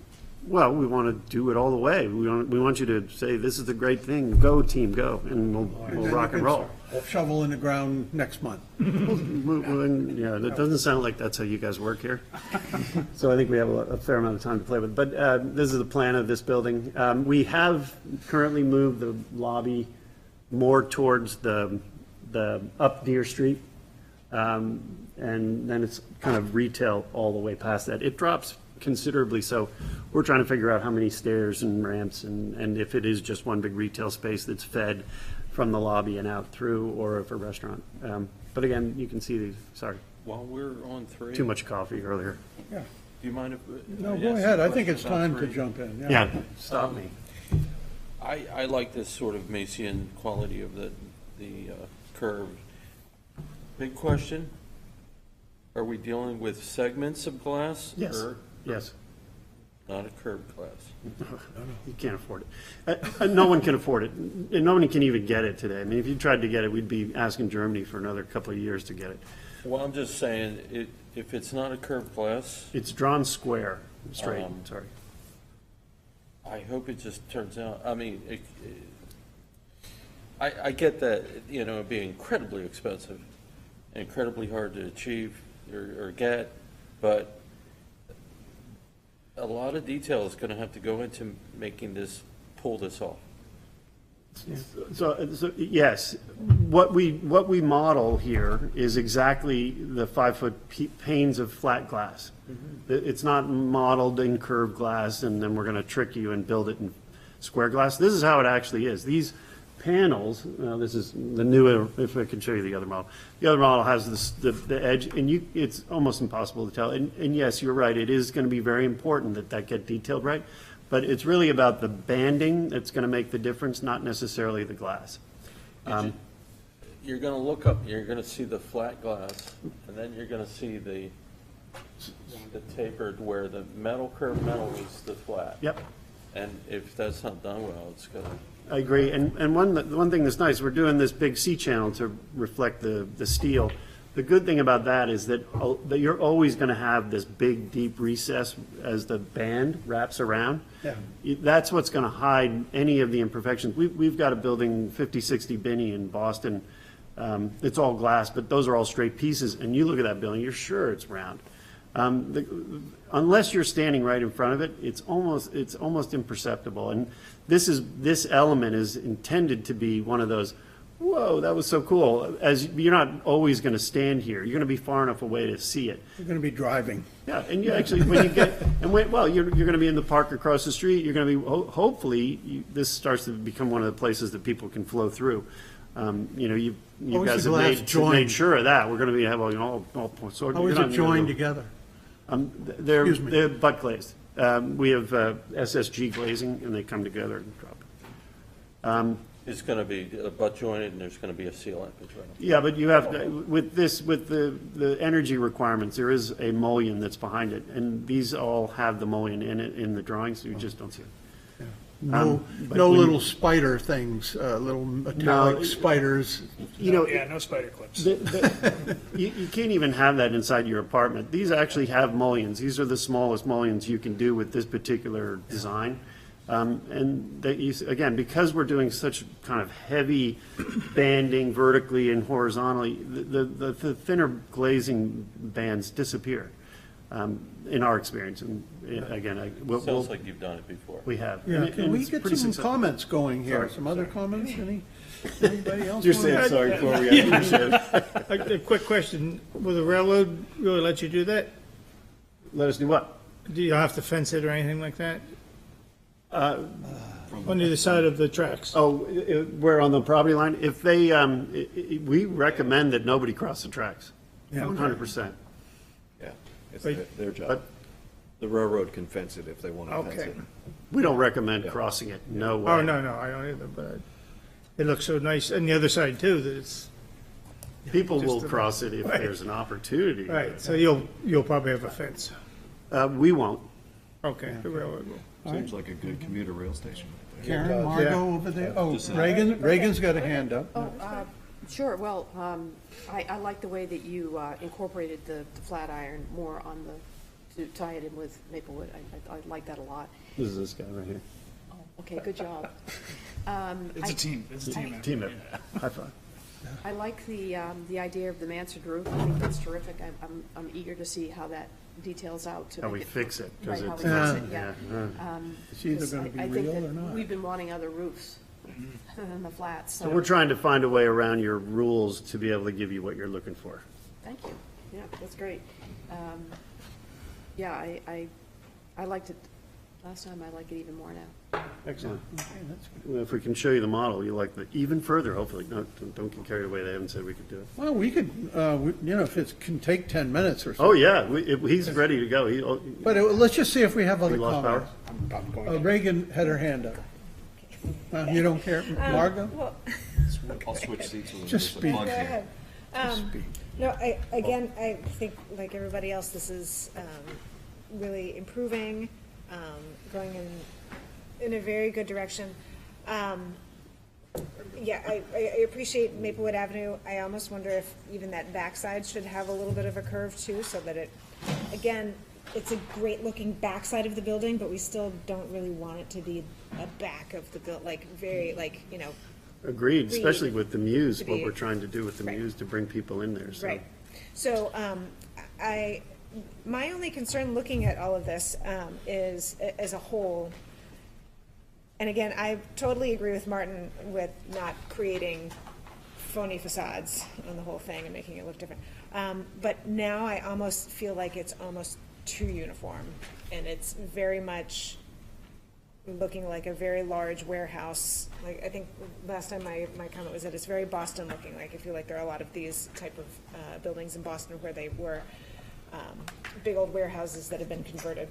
Like, mean like Lawrence and all that other stuff, and Milltowns, and, I mean, they're everywhere, right? Haverhill? Haverhill. Right, We right. love Haverhill. We I have a mean- building there that you might not actually recognize. Even in Boston proper. Right. But it's almost so big and open and stacked that my first impression from looking at the model from far away was that it almost even looks like a parking garage, just because it's got, it's just that structure that is so visible that, you know, that you've got the, very much just the structure. I love that there's tons of glass. I think it's great, but I wonder if some of these sections or one of the buildings, or, you know, maybe was it building 3, maybe some of that has a little bit less glass and a little bit more masonry, just to kind of give the 3 different buildings a little bit more variation. See, I might win that battle. We've been battling back and forth about even brick or more brick or. Right. I appreciate that. Yeah, and it's, because what you'll end up seeing, if these are all residential, is a lot of curtain. Yeah, if people feel that they need to hide, but, you know, there's a, I hear what you're saying, I mean, but we just finished a building that's all glass in Haverhill, and people are, you can't tell, people love having their windows open, it's fully, people are just, and you don't, and you look up at the building, you don't see anybody, you just see the Exercise bicycles. no, actually, the view's too good. They put that in some other part of the building, but, you know, but I hear what you're saying. I think that, you know, this is that kind of mix between, you asked the other project about the style. This is, you know, I was going to say Portsmouth, but it is this area, right? It is Haverhill, it is Lawrence, it is some of the waterfront warehouses, it's this character, this is what this is. I mean, these towns were this. You have some nicer examples when you get into Main Street, but this is trying to play a modern piece of this part of New England. Yep. I don't think we want to hide from it. We're doing it in a modern way, but we're also respecting some of the newer modern pieces. When I say I like 111, it's because that's done some nice things. So we're implementing the brick and the metal to kind of give that same mix. I do hear what you're saying, though. We have to be mindful of how that feels. We need some other comments from the board. Sorry. David? Margot was up. Okay, Margot's up. So I think that the office building is turning out to be very successful, and the Flatiron building, the question I have on that is the metal part comes back as far as the retail, and then there's the rental lobby. Am I delineating that in the right place? Yeah, the metal, it weaves its way all the way through all of the buildings. The big glass part. Yes, it actually doesn't go to the lobby. The big glass part is really just the oval. Then it breaks and it's. So it's here? Yeah, it's just the straight oval is the only glass. Then we go to a heavy iron spot brick, which is the infill, and then it goes an iron spot and mixed brick of red, and then we go to more red and no iron spot. So we're kind of trying to use the brick as also an element that ties the buildings together. Okay, so this is what I did. Yeah. I cut it. Even less, even here. That is all brick in here. Okay. You see how that goes? We're using a really dark. So there's only three bays that's all metal 3.5, and then it goes around to 3.5 on there, right, okay. Exactly. They're all, by the way, the glass doesn't really change as we move around the building. It's just one is brick, we go to metal, then to brick and to metal. So we're really trying to expose as much brick. This one, it has a 2'6" banding of metal. When you get to the end, everything else is a 5-foot band of brick currently. Okay. The reason I drew this line is because I just felt that it was really long looking. Yeah. Disproportionate. Yeah, thank you. That's the right word. And he's made me take some of the banding out anyway. This very blunt, very, very tall mass, even though it's skinny, it's really tall here. And I wondered if you had thought about pulling that back in some way.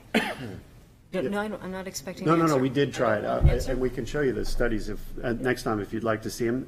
What happens with that, and the reason that we stuck with it is, this is, it's a powerful piece. I agree with you. Unfortunately, they kept shooting from above which when we shoot from the street, it has a very cool effect that is where everyone in the world's going to see it. No one's going to see it up here where the drone is. It actually starts creating a much sharper angle for the brim when you actually look at it from where you're going to see it. Well, I'll look forward to seeing it then. Hopefully Paul can put it up on the screen for you. So Can he the- join? He can't? Oh, you can't? He's over there for power, not. No, he's on the website. Can you let him in? Okay, so Sorry about that. no more coffee. No more coffee for you. It's his fault. Yeah, I agree. so, David, we have somebody, oh, I'm Bill- sorry, Margot. Building 2. Yes. That's where I've got all of my problems. Okay. You know, the back looks like a hodgepodge of stuff that can't decide what it looks like. The lower section down here that screens the parking, I hope you're thinking about some way of making this into public art or carved concrete cast pieces. It's a metal screen that we're gonna have plants grow through, it, so it actually looks like a green trellis. So it's an open garage, it's not enclosed. And the intent here is to grow plants up through it, we just haven't modeled it for that yet. And what we've done is just create big openings in it to make it feel like they're windows inside of a green wall. Okay. That's the intent. The next time you show this, would you either fade these out or remove them so we can see the whole Yep. facade all the way down Yep. to the bottom? And I'm sorry the Oddfellows building thing isn't working for me, this mansard. I like that you are trying to do something to change the roof line, but I would think if you want to pull from something that's traditionally Portsmouth, think about wrought iron. Wrought iron. Is that a building then- or is that a No, wrought iron, as in metal? blacksmith. We've got some amazing blacksmiths. You could make some big raked Oh, I see what you're that saying. would be really cool. And there's something about the thinness of the brick and the large of the windows that brings a modern element to this. But for me, it somehow isn't looking in the right proportions for a brick building. Okay.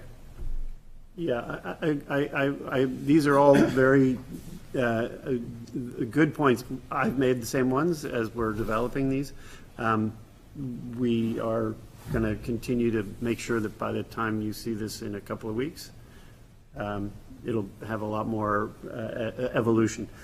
We have more. You're up, David? Sir, thank you very much, Mr. Chairman. I enjoy the simplicity that you engaged the prow end down by the salt wharf.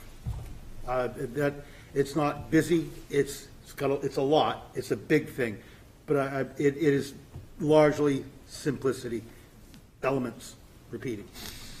I like the way that you mirrored that on the other side of the building using the same materials, and that gives me a sense of the composition of the project from one end to the other.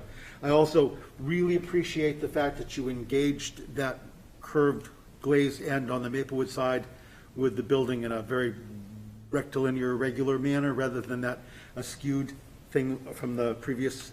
So I really enjoyed that. So brackets, great. To me, brackets are great on this thing.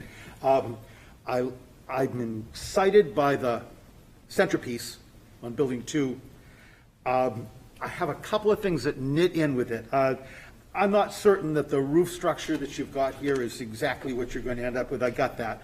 But I like the idea that it creates an opportunity for its own cornice, and it gives a great sense of mass to that piece of the building. I got one other problem, and then it's going to come back to this.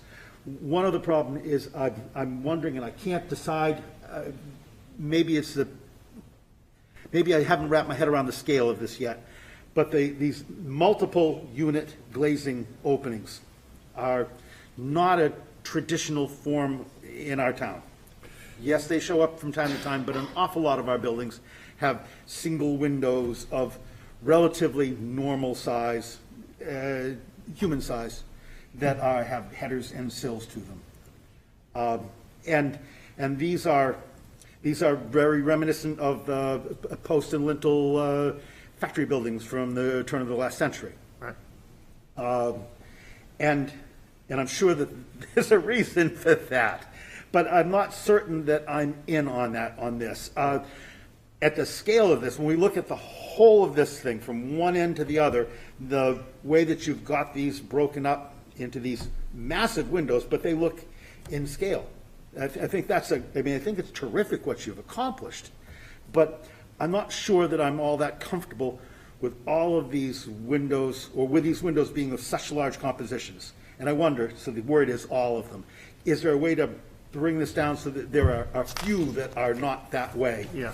That this is more, not so much the exception to the rule, but that there's a balance between what I would consider to be a traditional window and these things the size of garage, double garage doors. 15 feet. Pardon? 15 feet, yeah.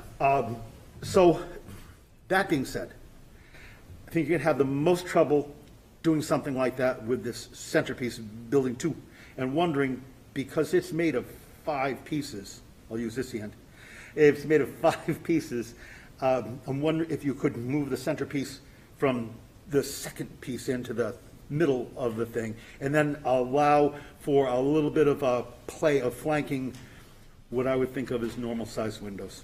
Yep.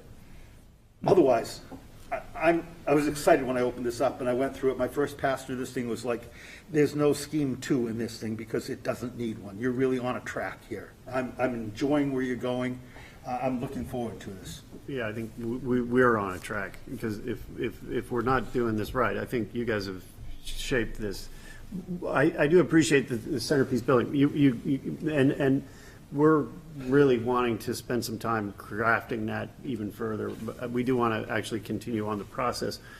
I agree that that piece in this scenario a couple of weeks ago, and even today, we're still needing to, that's going to be the most important piece of that building for sure. Getting it right, not having the screen, it's going to have to be a mix of a few things in town that are going to make more sense to you guys. But it is an important piece. The challenge here is we're at the peak of this hill. We're recrafting all the grading to make that piece feel like it's something, and then the building disappears on the side. So we're really having a fun time trying to make that work so that it becomes something that is iconic enough. So I've got just a few more comments, and then we'll try and get you guys set up so that we can watch your 3D model. Starting off on Maplewood Avenue, someone said that I agree with David about the curved glass on both ends. It really works for the project. Maybe going around Maplewood on the other side on the railroad tracks. Who said that? Yeah. Somebody. You. Reagan said it right there. She jumps right out. It might be a slightly different curve. Maybe we'll have 3 different curves. Might be a slightly different Yeah, curve. it'll be a but, more tight curve. Yeah. Maybe that's if it where we'll works. spend the money on round glass. Yeah. Oh! No, I'm just kidding. This is right. So basically, Building 1, that would be my only comment on Building 1. I'm very pleased with that. I agree with David that it's too much of the glazing. It does, go back to factories. And when I was talking about Haverhill, I was talking about the main street in Haverhill, which has all of these beautiful fronts of these shoe factories they all were. And they're all 4 and 5 stories high. And they're all classic or Beaux-Arts, or one of them's even marble. And then you look down, and they're about 900 feet long, brick, with punched window openings. They're absolutely amazing. So I like what you've done with this centerpiece, the entry to Building 2. I agree the roof needs lots of work. It really looks fake. I mean, it just is. It's like a McDonald's roof, what we used to call McDonald's roof, that they stick on every storefront. Yeah. But you're going in the right direction with that, and I like if you are indeed talking about a 2-story entryway. That I think that is going to make it. And unlike David, I think that is the location right there at that corner, and you've got that nice little park in the front. But if you could take one of the buildings going down to the left and have that one brick with more conventional window openings in it. And so those apartments will just have conventional windows, and then you can, have your other windows, but, break it up somewhat. Let's see. I don't really have any problem with the Flatiron Building. I don't have a problem with the height of it either, the mass of it. I think it's successful. I'm in the wrong section now. But I like the back of Building 2. It's on the railroad tracks, but what you were talking about with the screening, I know that metal screening, you'll eventually have to bring a sample of that, of what you're going to be definitely. choosing for that, but, We're using some of that material yeah. for a roof screen, the covering of a big garage building, and it's, Yeah. And as well as your railings and stuff, it looks like a glass rail you have up there on that, which one? it's the back of the. Yeah, it might, we're toying with either that rail, actually, that's a cable rail. We wouldn't, the glass is just too dirty for something It like is. that. It's just a cable rail. The other option is just carry that screen up a little higher, and that would become the edge. Or, you know, a black rail of some sort. Yeah. So those are my comments. I agree with the comments that people said that you are going in the right direction, so I feel fine with this. So let's try to get this thing running. Make a comment? Can I join this? Well, you've already had your comments. No. No, he's been quiet. He's been waiting. Only one comment. No, go ahead, Martin. All right, thank you. I knew you'd let me. Can't help it. It is coming into harmony as opposed to what it was before. And again, you've already heard, let's not do the visual tricks with this roof on that centerpiece on Building 2. Anyway, you've already admitted this is a work in progress. I still see some problems with, am I looking at brown brick, red brick, yellow brick? Yeah, so beige brick? the intent here, because there's so many, is we're looking to have 3 brick, and then depending upon what building we're in, we're gonna mix them. So we're gonna go from the darker iron spot on the ends and slowly fade in for each one of the buildings.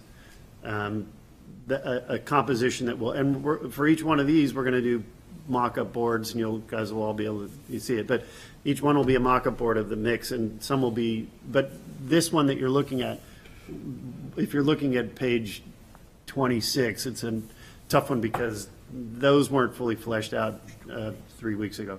We're a little bit further along now where we're trying to make it a little bit more of a nice gradient, so that all of a sudden you see that, and by the time you get to one building, you're like, you see the relationship, but it's a different building. I would rather you didn't do that at all, because that to me just talks about a visual trick. And to make this seem like it's not one building, it is one building. And let's get comfortable with the idea that it's one building and that, it's one building with multiple, presentations of it and wings and a center and wings and like that. To me, that's just a visual trick by using different bricks and different grout colors, and I would hope you'd avoid doing that. I like the bookend features of the 2 ends. I would prefer that you see some of that in the middle in Building 2 to tie it all together. What else? I like the big Chicago style windows. I think they're great. You've got this exposed steel sections.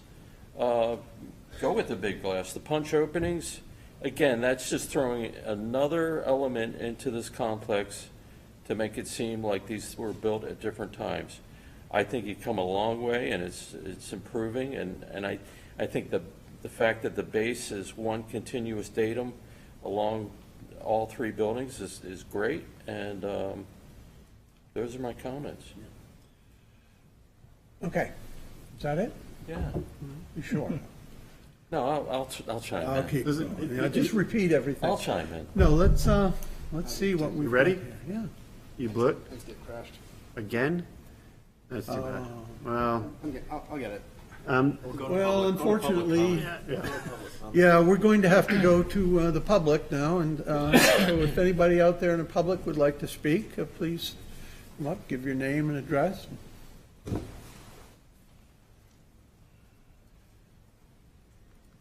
So So nice, one person from the public shows up every once in a while. My name is Elizabeth Bratter, property owner, 159 McDonough Street. Nick, are you able to bring us to the picture that has the angle of the building B, and it shows you the ends? It shows the whole thing from The back? No, the front side. Oh. When you, it was one of the first ones you showed. It shows all three buildings. Yeah. The axonometric. That one. Stop, go back. Oh. Okay, so what I want to point out is that the massive six-story high front of the building is directly across from the hill. And it makes the hill look tiny, and it makes that building look 10 times bigger than what it really is. I understood all of you to say that that top thing needs some work, but my concern is how that looks with those historic buildings across from it. Now, this is all brick. I don't know if you could do something that would tie this building into the hill in any way, shape, or form, but that is a whole historic area. This is the historic district, and that building is massive. It's a 40,000 square foot building. It really needs to have something that ties it in and brings it down in mass. The other thing is too, is if you look to the left where the little alleyway is, that's going to be the public space. It's not very big, and it could be bigger if that building in Building B was made a little bit shorter. The parking garage is 40,000 square feet, and the next level up is also 40,000 square feet. So if that was moved over a little bit, that would be a really nice public area. So those are my two comments. The rest are in my letter. But that was one of the biggest concerns for me, is that that's directly across from the hill. Thank you for your time. Thank you. Is there anyone else that would like to speak about this project? And are you able to see anybody online or not? No? Anyone online? Anyone online, hang on. We're saying next meeting, we'll get this into our own 3D model, which is more stable. Yeah. And actually will work. Yeah. Ours is Good stable. quality It's, Portsmouth 3D. We have it as a flash drive. You can plug it into your computer, you can fly around it. But the intent here was just to kind of show where we were progressing, because, you know, there's this delay, but we want to actually push things along. So. No hands. Oh, well, we tried. It was up for a second, but that was over. So you've heard some disparate opinions here concerning some windows being more conventional, standard, some windows following the Chicago route, which is 1,100 miles from here. You've heard opinions on the size of the structures, and you've heard some opinions that are very favorable to this. The entryways should be important. Yep. And so I think that, you know, you've probably got this recorded or can take back more than I can give you right now, but you are going to come back next month? We'd love to. Yeah. We'd love to show you the piece that we're working on, so that'll be exciting. You know, the challenge that obviously we all have is things like height, things like entries. We appreciate the way that we're banding this and that you guys are appreciative of that. I think if we are going to play with windows, it should be in that entry piece. Some composition of that entry piece that brings you, you may not or not like that, but I think the roof doesn't actually have to be the mansard. It could be something that represents something of that time using the same material. I have to think through that one. Yeah. Because traditionally, if anything, we'd have to put just a straight screen up. We do very nice screens on our buildings, but I'd rather do something that's more in keeping. You've got it now? If I can share my screen. Can we try one more time before? Yeah, let's go, though. I don't know, 5 seconds, sorry. No. Let's see if we have a chance. Sorry about the delay on this. Nope. If it crashes, you've had it, Paul. No Yeah, dinner for he's you out. tonight. Yeah, that's right. It's the only way you can get things done. Paul Clark, right? Correct. You're in. It, you cannot share screen while other. Oh, I person gotta, is yeah, I sharing. gotta stop sharing, you're right. Go ahead. So which one are you showing, Paul? Current. The current one. So this is where we're currently trending, which may not be right, and actually this might not be showing up as well. So now what we have on that centerpiece is really just the workings of creating something a little bit more. I think after this one, we're going to look at potentially creating something in that centerpiece that's not so bland and open. Be careful about how quickly you move there, Paul. I'm working on it. Okay. Yeah, so it's the idea of the 3 bays across with 4 bays capping the ends. The extra dormer helps. It's the one that was supposed to be in the other model, and that actually is more like what you have in town. But I think there's some cornices and stuff that are still not in this. These are our working models, so bear with us. This is not actually. Could you stay there for a second, Paul?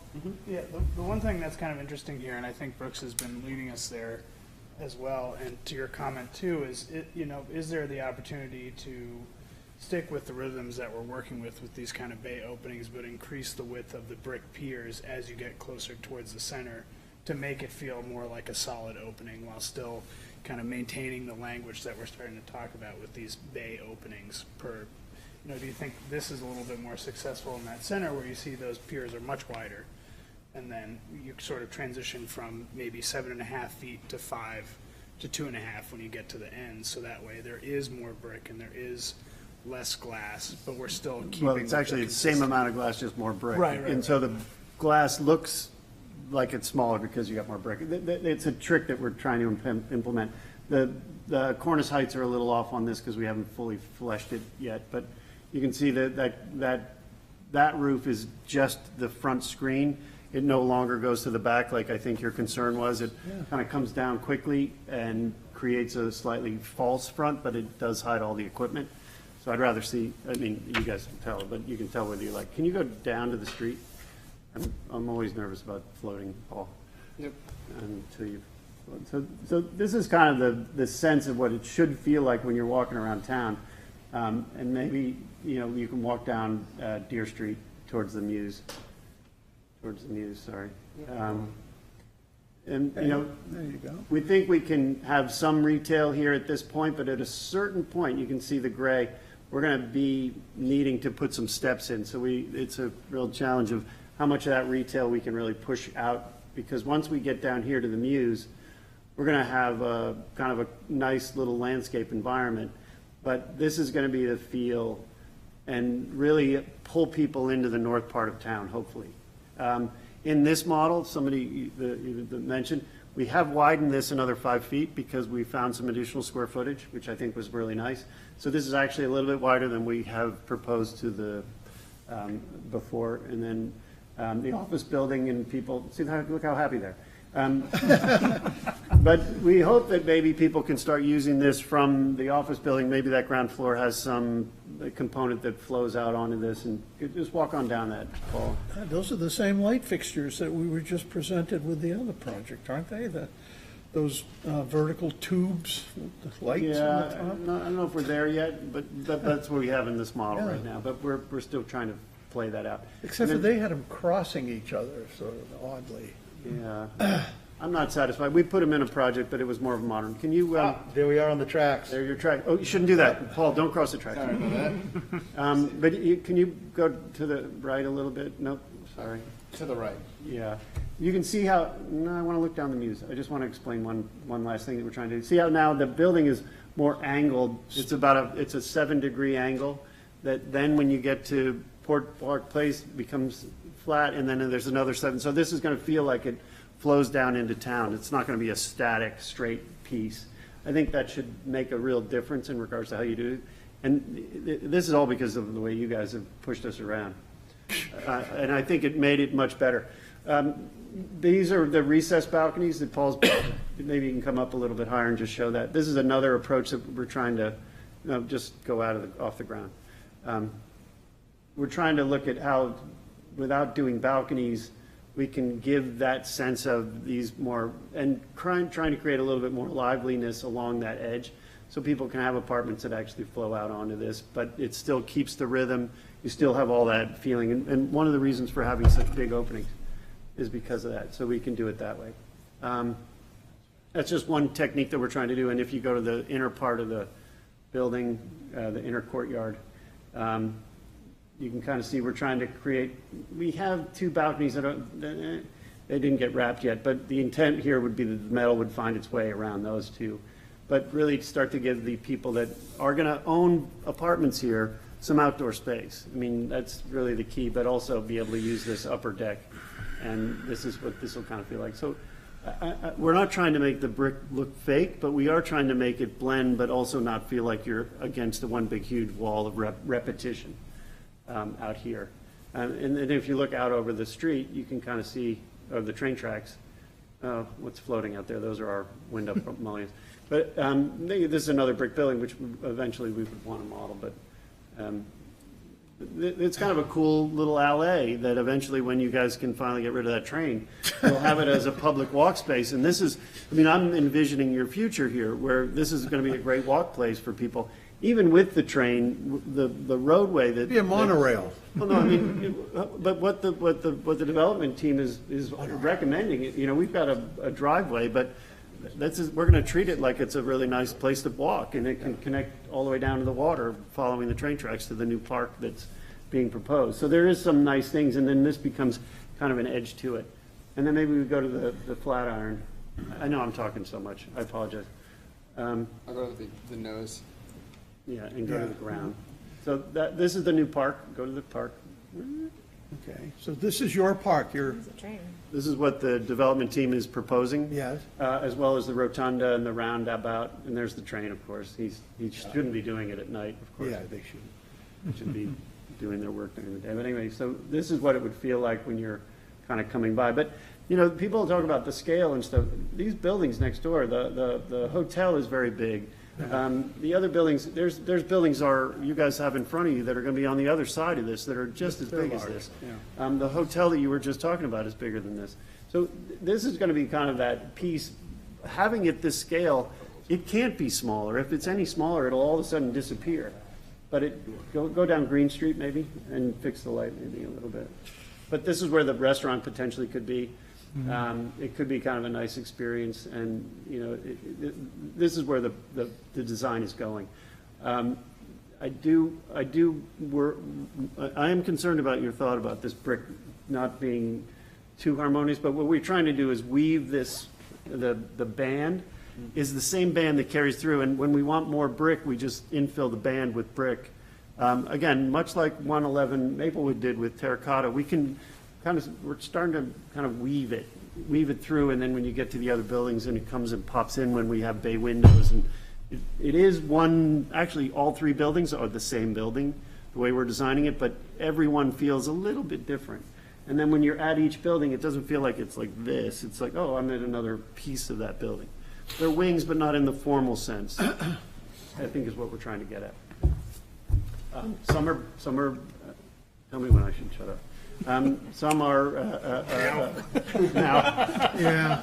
All right. We're good. Yeah, this is very good. So this is very, very helpful.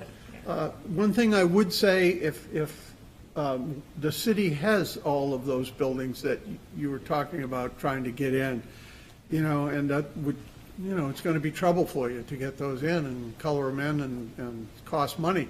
But if you can give this to Nick so that he can put it in, Yeah, we'll set that up for next time. Yeah. Yeah, absolutely. then we'll have it. Yeah.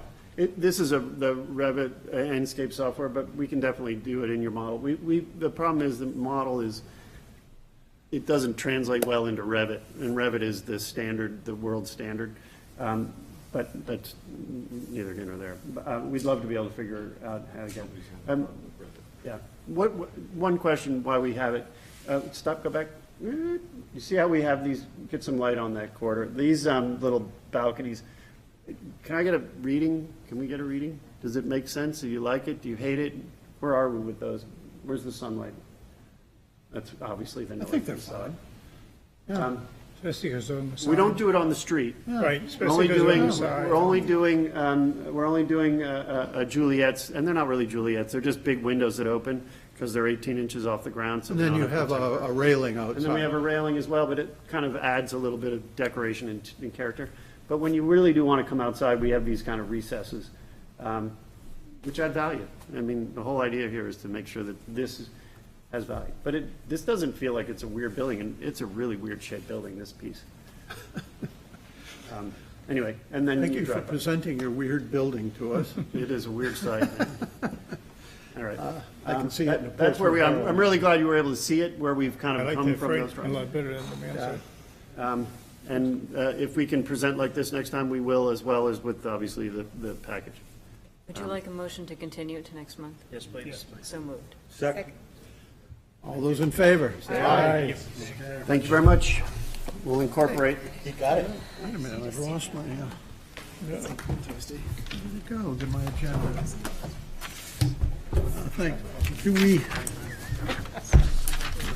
Anybody need time? Let's see, we've got Marcy Street, which isn't. I take a couple minutes. You got another hour and a half. And we've got Take a 5-minute one break. Market Square, that's a biggie. Take a little. Okay, so we're gonna take a 5 or 10 minute break. We'll be right back. We taking a break? Yes. Instead Well, we've got.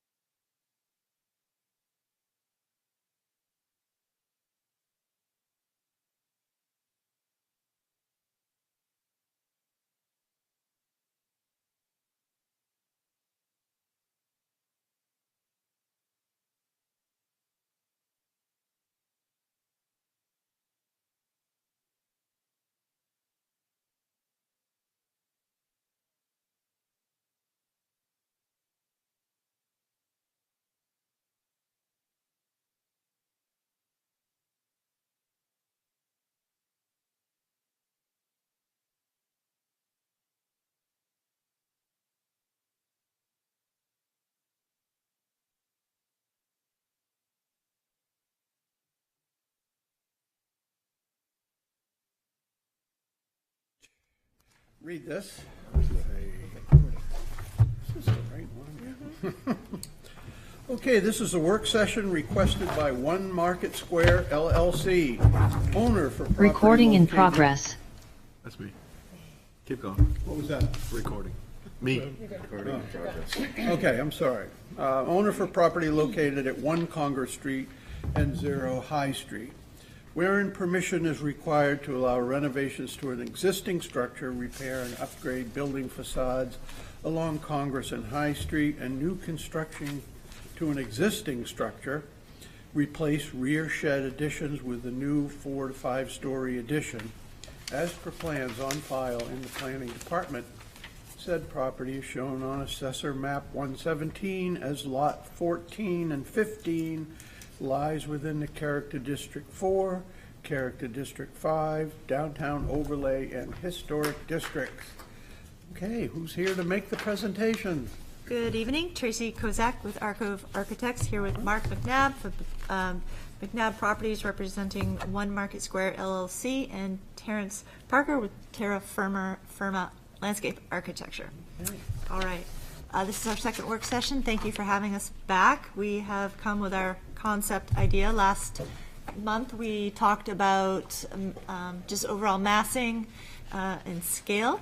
And as we mentioned, this is a renovation to the existing buildings on Congress Street and High Street with a new addition on the back, which is primarily a surface parking lot. There are some smaller shed additions on the back, which we are proposing to remove. So with that, we can walk through our presentation. And I think we talked a little bit about this last time. The overarching goal of the project is not just this site, but it's connecting the greater neighborhood with improving alleyways and really creating new and enhancing existing connections between public spaces. So we're looking to connect essentially the McIntyre to the Worth lot, potentially, in working with the city on a greater endeavor. Tonight, we're really just going to focus on our property, but I want you to have the kind of overall background of this greater vision we have to connect different parts of the city through these smaller secondary pedestrian ways, not the big traffic ways, but these pathways that the pedestrians meander through to discover our city. We talked a lot about that last time, so I will keep moving along. And on this particular site, it really struck us how it is truly anchored by the North Church and the steeple, and how there, time and time again, there's so many photographs and people stopping to look at the end of High Street at Ladd, where the parking garage entry is. You look down High Street, frames the North Church so perfectly. It's the only place in the city where you can get a long view direct at the front of the church, so it's a really special place. It dominates the street. The building on the corner of High and Congress Street is fairly unique downtown. It is about the turn of the last century. It is somewhat of a Edwardian, late Victorian style. Somewhat some strange mix of Romanesque and Gothic, and it's a mix of brick and brownstone and terracotta with some pretty cool detailing, which we'll talk a little bit about. But one of the other interesting things about this site is the contrast between that heavy brick masonry and carved wood, and then the kind of the light and rough industrial filigree of the fire escapes and the ladders. And there are some other elements in the site, on the site around it, that you find even on Ladd Street in that hidden courtyard with all the spiral staircases and even the brand new elevator tower of glass that they built there. The reflections that you see as you pass these elements of the site that might reflect something around the corner. So we want to draw people in the alleys and have them turn the corner. The next two pages are, next 3 pages are the existing building, 204, that's the site, some of the views I talked about. On the lower left is the iconic steeple, and framed and reflected so perfectly down High Street. The middle picture on the bottom is, That could be a Christmas card or something. Look at that. it should be. Yeah, it's amazing. It's like, yeah, it was put there on purpose, I'm sure. In the middle, the bottom picture on the middle, that I took that at around 8 o'clock in the morning a couple weeks ago, and it's just amazing to see how the sun plays these shadows that move across these facades, and it animates it, and you can really kind of tell what time of day it is just by looking at the building. It's almost like the building acts as its own sundial. And then as you turn the corner, on that same theme, if you look at the details on 1 Congress, we have the terracotta medallions in the gables of the dormers, and the ones that face east are the lotus blossom that opens at dawn. It's a symbol that was used somewhat in Victorian times to symbolize the passing of time and the ability to prevail over light over darkness. So the lotus was a symbol of light and purity that grew out of the mud of the swamp. So it opens at dawn facing east, and the medallion that faces south or west is closed. So you can look at the building and see what time it is, so to speak, through this symbolism in the building. Similarly, 18 High Street, the pink building with the arch top, has a lot of heavy carved wood in need of repair. A lot of this is in need of some pretty serious restoration. And the next page, these are the metal elements that you find walking along High Street. Some of them are old, some of them are fairly new. There's some great Peter Happney ironwork that playfully pulls off of the fire escapes. The fire escapes are not original to the building, but they've been there a long time, and they've become a part of the landscape. The clock on the steeple really relates to the forms that you see on High Street in the metalwork. It all ties together pretty nice. And then the historic photos, we saw these last time. I found a new one on the bottom left that's actually a hand-drawn pencil rendering. And it looks like it's original to when the building was built, but I don't know that for sure. There's no date that I can read. But it's the only one that shows some of the details that are missing on the old photos. So particularly on the dormers, they actually had some finials on the brick dormers that we'd like to restore, and there's a pretty clear understanding of the storefronts on Congress Street that we're going to restore as well. One thing we did notice on 3 Congress Street, which is the building to the left, is that storefront, when it was built, the photo on the top middle shows that building is older than the brick building on the corner. Yeah. And when it was originally built, it had this kind of thin, toothpicky wooden storefront with a center door. And then the new building was built on the corner in brick, and they replaced that with this heavy cast iron storefront, which is shown on the 2 images on the left. That's the one we're going to try to rebuild off of. In that drawing, the entrance in that time frame, which was about 1910, the entrance door, the original entrance door is more to the left. It's currently on the right.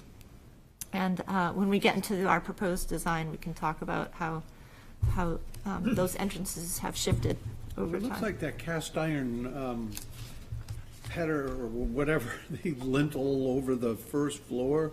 The storefront, that's new? I mean, that's newer? Well, new as of 1905 new. The original building was 1870, I believe. And you don't see it in that center photograph. You don't see, and no, you don't see a door on the right-hand side either. I believe the door is on the left when they first built it, and the storefront, it was very thin, skinny pieces. It looked like wood. There was not much to it. It wasn't particularly nice, fancy, or interesting. And I think when their neighbor built something fancy, they wanted to upgrade, and that's when they put in the cast iron. It looks like the door is still there. around the The door is still there, but they removed the architrave and those bracket hood things. Those are gone. But the cast iron pilasters without the hat is still there. Yeah. So, yeah. At least the one on the right, the one on the left, will need to be replaced. On the lower right, just one more thing on this old page. So that same building, it originally had 3 single windows across. In about 1940, they replaced it with 2 pairs of French casements with a stained glass transom across the top. It was a church at one time, then it became a Chinese restaurant, and then some print shops and things like that. So that building has evolved with a few different iterations. It had heavy coining trim on the top. It looked really different. Okay. All removed, huh? Yeah. So we'd like to bring at least some of that back. Existing survey, existing plan, site plan. The next page is the demolition plan, the back L's, a jumble of shapes. We did have that 3D laser cloud scanned inside and out, so we'll have that for record for the Athenaeum, full 3D detail. Coming the way of the world, huh? Standard procedure. All right. Roof plan of the proposed addition on the parking lot. This probably is not going to be in the scope of your review tonight, but we're working with the city to develop the greater alleyways and whatnot, but we've also discussed a skyway bridge connecting to the garage. That won't actually be part of this review, but we want to show it just so you know where we might be heading in the future, because it plays into how we're designing this building. The next page is the first floor at street level.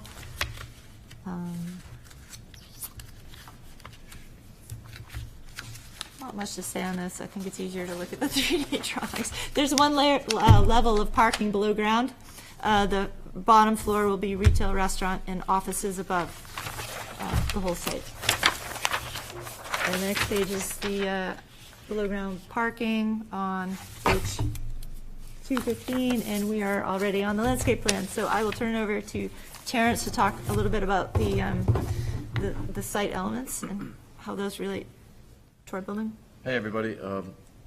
So this is a master plan of what it could look like once the team works with the city to further, change High Street and maybe Ladd Street. So we're not actually proposing all of this. It's just the material that's within the property line, and the property line goes over to where the corner of just beyond the corner of the Newberry. So, as a landscape architect, you try to merge the various interests, the client program, what the architect's doing with the building, and what the site really wants to happen. So, you'll see that when Tracy gets through talking about her building, I'm trying to pick up on some of the iron and glass elements that she has proposed in her building. But one in the architectural programs comes from maybe the client wanting to do maybe a wellness program or a wellness client in this building in the future. So I tried to take those elements and try to create a landscape experience in what is a narrow alley that's really a kind of a dead space now that would potentially connect, the east and west portions of Portsmouth through those pedestrian corridors that Tracy talked about. So that begins, commercial alley in the McIntyre building, and it could potentially go all the way to the Worth lot connecting to Vaughan Mall. But as you know, it goes down toward Gillies, and there's a very steep slope there.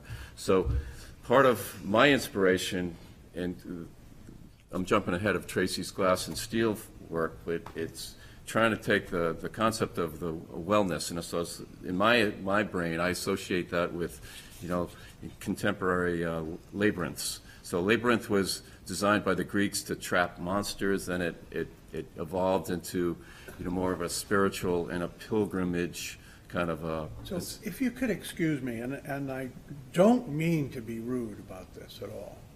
I'm unfortunately, that this is not the time to get involved in your labyrinth. And I fully appreciate what you're doing, and I'm certainly looking forward to it. But we always start off with massing, in other words, the size of the building, we talk about that. And then we'll move into putting some design elements on the building, and we look at the building, okay? And then it's usually 4 or 5 meetings down the road before we'll really get into what you're talking about now. And the only reason I'm saying that is just trying to avoid a situation where you've gone too far and we're looking at the building and saying, well, this building's not going to work, or something like that, you know. I'm not trying to diminish what you're saying at all. Anyway, you know, I respect what you've done. So but I'm not trying to diminish it. Maybe you could summarize. Yeah, so in summary, Yeah. I'm trying to create a landscape experience that connects, that operates in that alley that connects Fleet Street to High Street, that makes reference to the things that Tracy's about to propose. Okay, we have seen, you know, you've got some pictures and such, you Yeah. know, the stairs and. Fair things. enough. Fair enough. Tracy, what are you All right. proposing? More on that later. Okay, so the next page, next couple pages are the elevations proposed and existing, or the areas of demolition. Where are you? 221? Am I in the right one? Oh. you Next skipped one, it. yeah. we so we're skipped over that. ahead, so, Yeah. That gives you a good we'll sense come of back the to- alleyway. I mean, Yeah, there's a lot going on and the main point of that is that this whole project in the building we're looking at is, the whole point is to create connections to draw people down these ways. And so that's what we're trying to do with the building. It should be done, too. So the basic arrangement pulls from the idea of time as shaped by light, and the way we saw the clock and the lotus blossoms and the sun moving through the fire escapes, and trying to tie that back to the era in which this building on the corner was built, which is about 1900. That was the time of great discovery and imagination. It is when the people just first started talking about time travel and science fiction and Orson Welles and 20,000 Leagues. And so people were starting to imagine time travel. And recently people started looking back at this time period when this building was built, and they were imagining how they would imagine the future.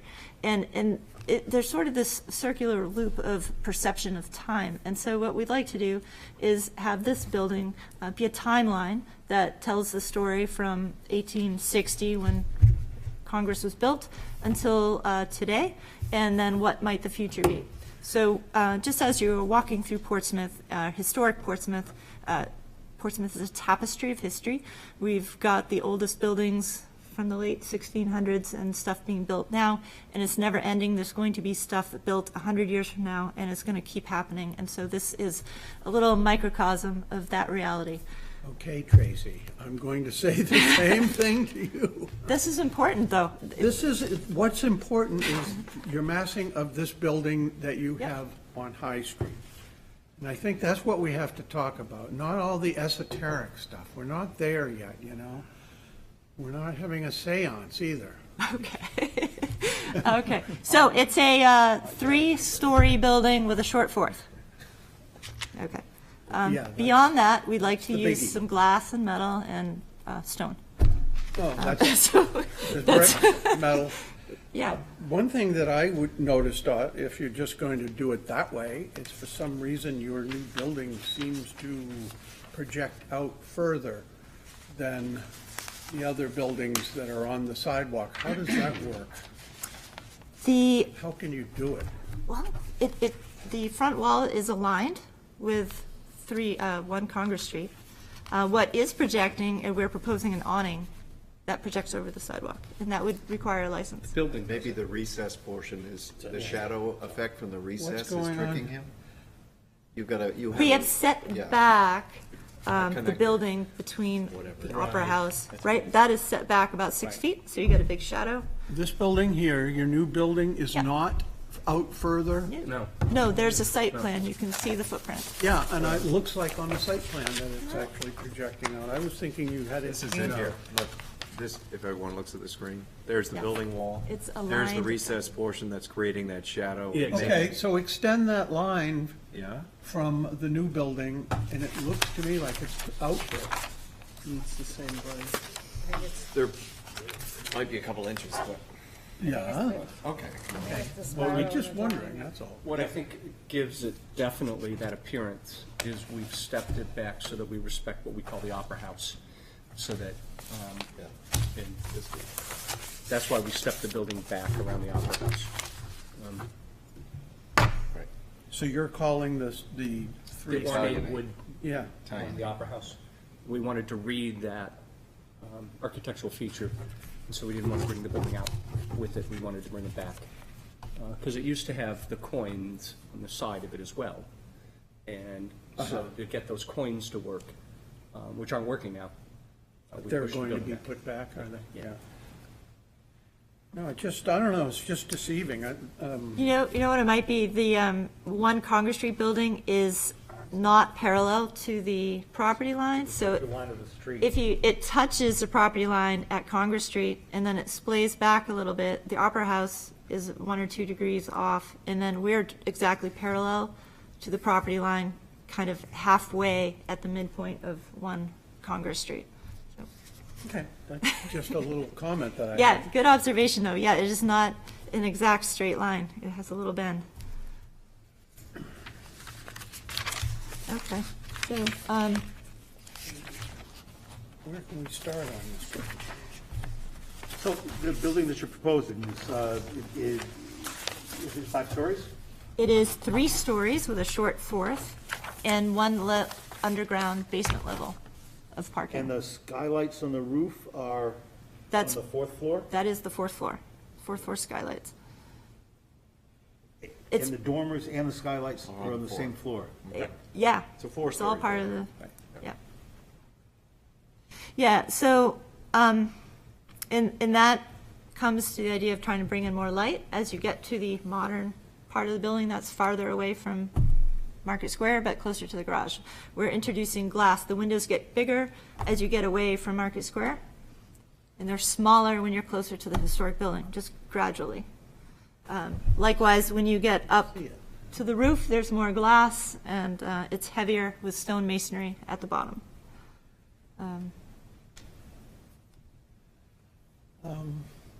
We got some more questions here. Martin, you must have some questions. Well, I appreciate the fact that you're restoring the original 2 buildings. I think that's great. Bringing back some of these elements. I know you said we will try to. I hope, you lean more towards success than what it is now. I like the massing. I think it works. You're already showing us a language that you intend to use. And I like the fact that we do have like a massing and a shell that is just referencing the historic district and the historic language of the district. Then you're getting into some very unconventional elements. Maybe, is it too early, John? Would it upset you if we ventured into what these I things are? haven't decided if I'm upset yet or not. Well, let's risk upsetting John. Yeah. Maybe you could. Spiders. There are no spiders. Let's risk it. And why? Tell us what you were intending with some of the more jagged elements and unconventional elements there. So the idea is light emerging from darkness, and so the windows, they're bay windows without the flat part in the middle. That's all they are. They're a Marvin window, that's a corner window, and they're on the 45, like a bay window would be, but without the flat part in the middle. And that is so that we can get some shadow lines across the facade. How do those operate? Do they- they're We case have sensitive? not investigated the operation yet, but that's the shape and size. And the, This is on the backside? No, this is on the. High Street. The High Street. These guys. These aren't casement windows that are left partway open, they are actually No. fixed that way. Oh, okay, They are that's what they mean. 90-degree windows. I see. Oh, Oh, they bend up, now I'm okay, I see, understanding. yeah. Oh, those called Oriels or? They're called corner windows, and usually people put them on the corner of a building, but we're not doing that. now on sheet H2.32, you have like, at the street level, you have like a series of different types of is that different types of windows, or the same window in different? Yeah, so those, we are showing those at those are nano walls that open horizontally, and we're showing them at different levels as they open so that you understand that it's a retail market, probably, or restaurant, and in nice weather they will open, but they will lift up off of the sidewalk instead of going sideways, and primarily that's so that they're not in the way of people walking down the sidewalk or sitting inside. Yeah, in the open position, they are up above, tucked under the canopy. Yeah, folded. They're Right, folded, right, yeah. they're Which folded. isn't shown here, but Yeah, it'll be so, close to the last one. what I'd like to do is show you Yeah, like not a quite full, yeah. animation of those opening up. And the corner element. Yes, the corner element, we call that the prism. That is, it's essentially a piece of, it's a wayfinding element that recalls the shape and massing of the steeple. It's a way to get people, as they come down Ladd Street, to turn left and find their way to Market Square. It also is, it alludes to the clock tower mechanisms, and it is a representation of light. So it's a prism. It will be used to bring light from behind, is due south. It will come through and cast a shadow on the plaza in front of it at high noon, and help people understand how light moves around the site through the sunshine. We also would like to take the opportunity to use it to help other wayfinding.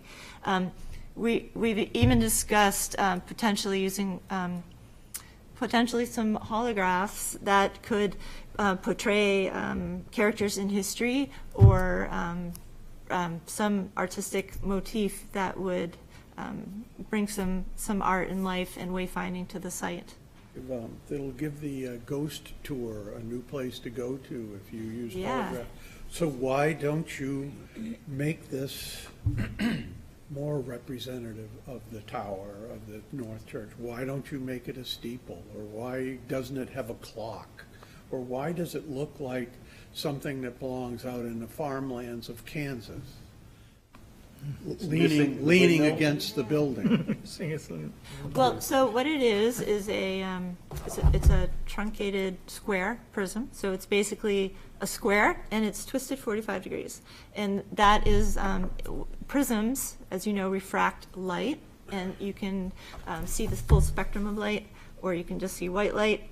And it's the play on the clock tower of the steeple, which is time and light and time are connected.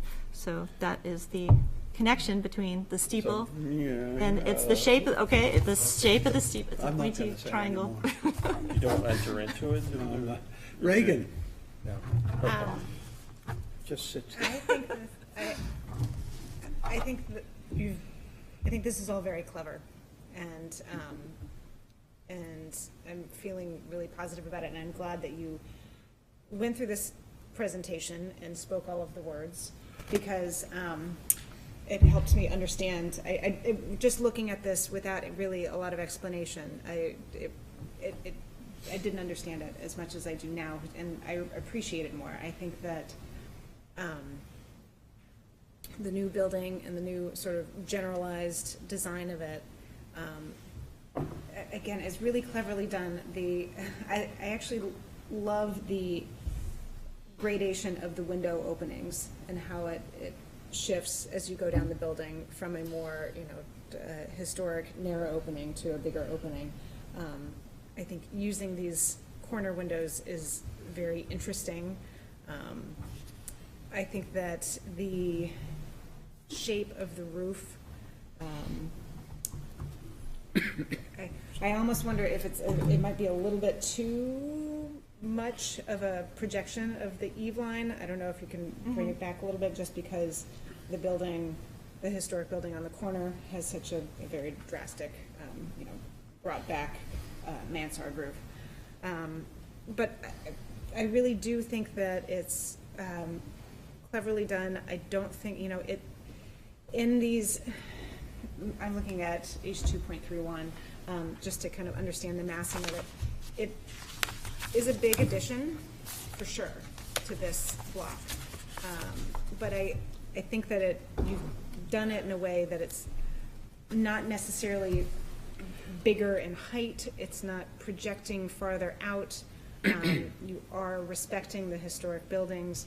So I think, in theory, all that you've done is really well thought out, and I really appreciate it. And so, even though we're adding this very large addition to the back of this block here, I think that it's going to work really well with its surroundings, and really respect that. I should mention there was a big hotel here. Yeah. You did. Yeah. Margot. So Tracy, help me with the drawings as they represent the Opera House, and then behind the Opera House, I think 28 feet or something behind the Opera House, there's a straight up and down wall. Now, standing on High Street, there's no way I'm going to see that, right? Because the reason I asked is I was worried about the beautiful arch at the top of that building. Right. You appreciate and you see it when you see it against the skyline. And if there's something behind that that's going to obstruct that view, you're then going to ruin that beautiful view of the arch. So I just want to be Absolutely, sure yeah. that perspective-wise, you've taken that into account. We'll take some perspective views of that to make sure. That's why we set that back. There is a stair and elevator in back, but yeah, that's a good point to make sure that we don't see that. To John's question about the shadow and the building stuff, I appreciate that you set back that part just to the right of the Opera House. I'm wondering if it would be more effective to move the rest of the new building back so that it doesn't line up 100%. And I'm not talking about 3 feet back. I'm talking like the smallest amount, that just having that much difference in that long facade from the more delicate, lighter facade could make a really big difference. On Congress Street, you didn't talk about, I don't think you talked about what you're doing with this roof. I haven't gotten back to that page yet. Yes, we'd like to put a dormer up there. Because I didn't recall anything historically that you were hearkening back to. Was there Nope. something that? There was never a dormer up there. But if you look,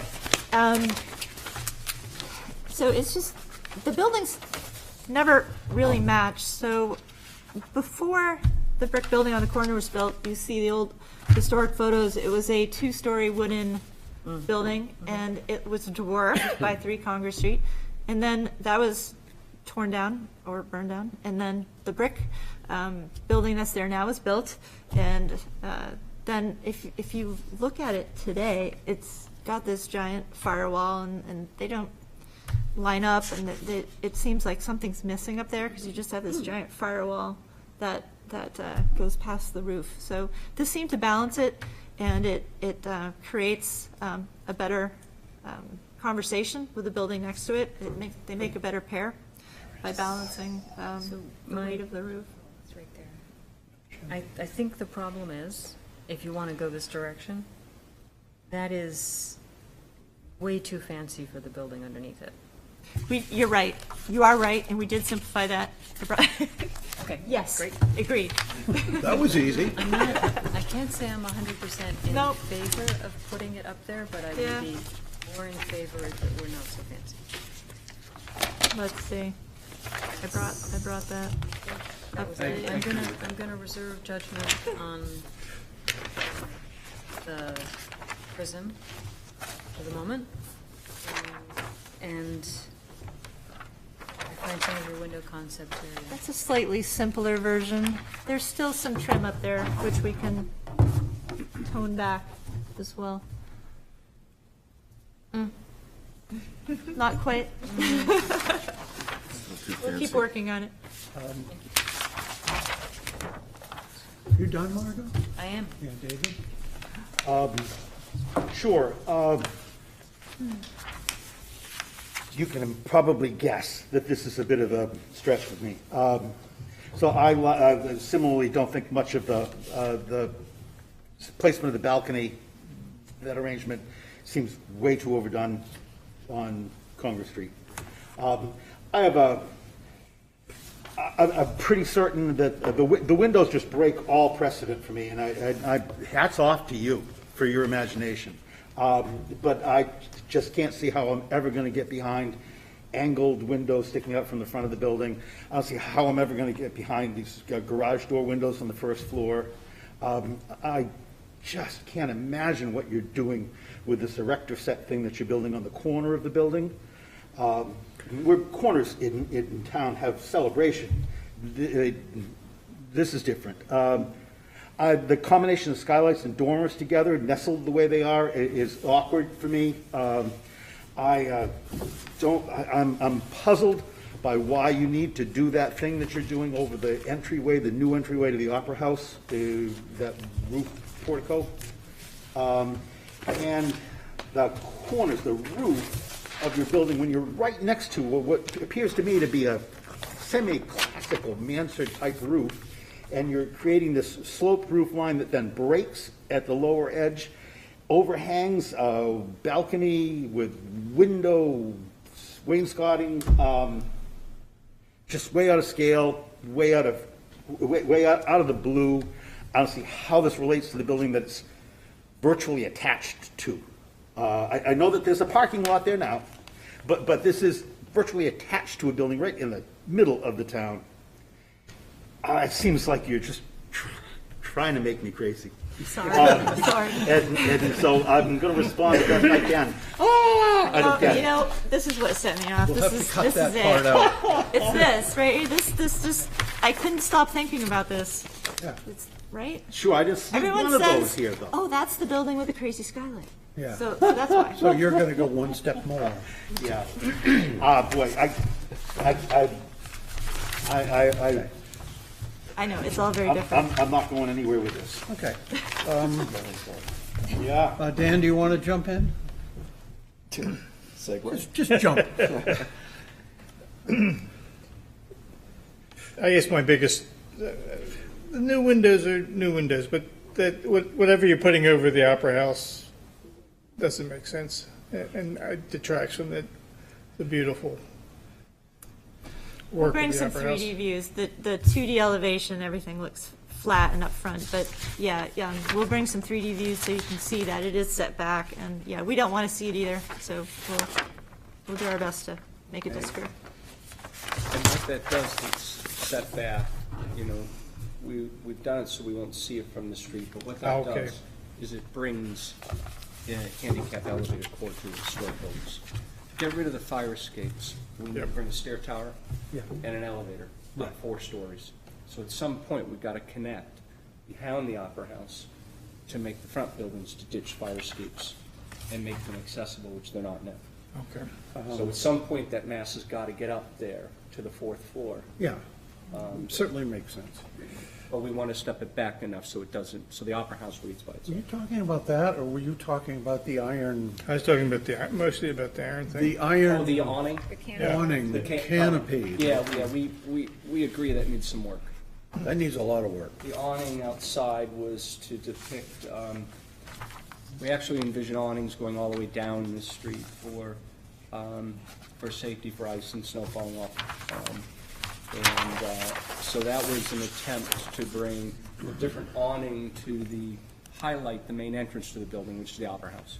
So, This is a next generation of that. So we've gotten rid of the angles. It's still the same size and form, but we are bringing in the circles that tie together the clock tower with the prism element and using that and adding a little more detail. When we got the 3D laser scan of the Opera House and realized how much actual ornate carving there is on this building with the window trim and the coins. It seemed that this needed to have the same level of detail as well. Although that is a contemporary interpretation, the intent is to, it's the main entrance to this whole building will be there, so we want it to relate to what's going to happen at the corner with the prism and the awnings, so. Okay, so my comment is that awning does not belong on the Opera House. That's my first comment. I'm very sorry. If you need to have some kind of awning over the door, I hope you come up with something besides that. I mean, you've already described the amount of ornate trim and stuff is on there, then you're going to bolt this iron thing on the front of it because it relates to the iron thing that's in the corner that not all of us are in agreement on. So what material are you, what material is this looking, it's now just beige, what do you see it as? We want it to look like bronze. I don't know if it actually will be bronze, but. No, I not that. The building. The building itself. Oh, the building itself. We haven't had a great deal of discussion on exact materials, but we would like a stone masonry base and potentially a terracotta clad upper or potentially granite on the upper, but not metal, not brick, probably. There's terracotta and brownstone on the corner. There's And brick. And brick. I'm not pushing brick, I'm just kidding about that. Yeah. I mean, my overall opinion is that the roof is just too convoluted. It's between the dormers and the skylights and the overhangs, and then the overhangs are cut off for the dormers, and it's like, what? It's like you just threw all this detail at it, and this is what you came up with. I just feel it's just too complicated. And, I mean, I'm willing to accept those windows. They're rather odd. But I don't think that they would destroy the building. So they're not deal breakers, is what I'm trying to say. Now, the first floor windows, I just don't know what to say. I should have shown them all closed. Yeah, but just because you've got a new catalog and these windows are in there and you're saying, let's use these, they just don't make any sense. We've had a hard enough time accepting the folding windows that so many restaurants have had, and that took a long time for us to accept those. And now you're going the other way. We've seen these before. Have we? Never. They're all over the world, though. I mean, I don't care. Well, that's the other thing. They've come before us. So let's talk about all over the world. I think we all know this one. It's, I might be a little bit more cosmopolitan than you think I am, So, I've been to Brussels, and I've been to Rotterdam, and I've seen buildings, and this is where we're going here. And it's not, if this building were in Brussels, it wouldn't be really successful, I don't think. It just doesn't seem to work for the site, in my opinion. But that's my opinion. Yes, Karen? Yeah, I just want to say that I was so pleased that you have plans to restore the buildings that are there. And I that's what concerns me, is that I feel like you're doing that, and then like the awning over the Opera House door, it's like adding things in that are superfluous almost. This property is nice because of its simplicity and its authenticity, and I feel like when you have built this in the back, that there's just so much going on. I actually agree about the roofs too, with the dormers piercing the roof, and I don't know, there's just a lot happening, and I think it takes away from the uniqueness of the front buildings. I feel the way about the balcony too. I think it's not necessary. The simplicity of it is really lovely. I would hate to see it just because it's different. I think it could be married with the existing buildings better.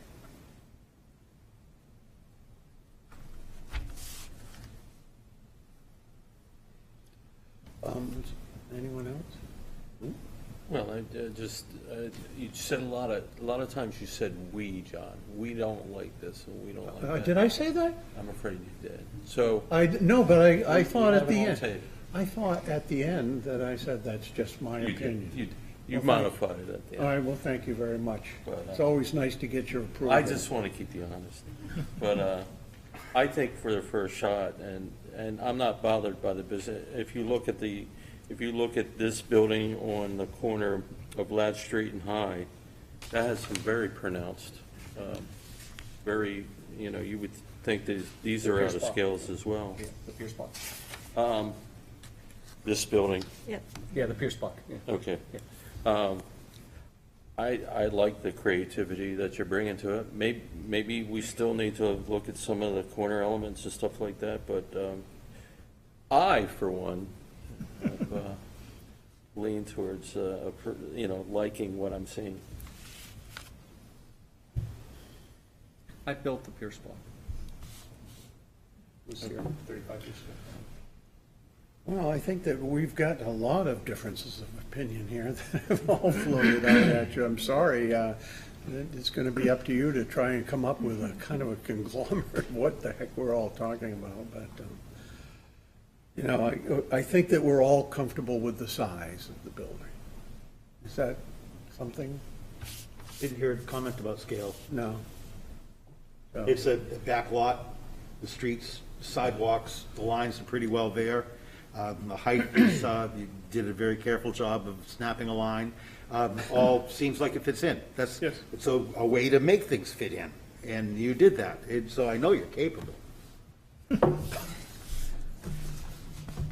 Anyone in the public? Inform.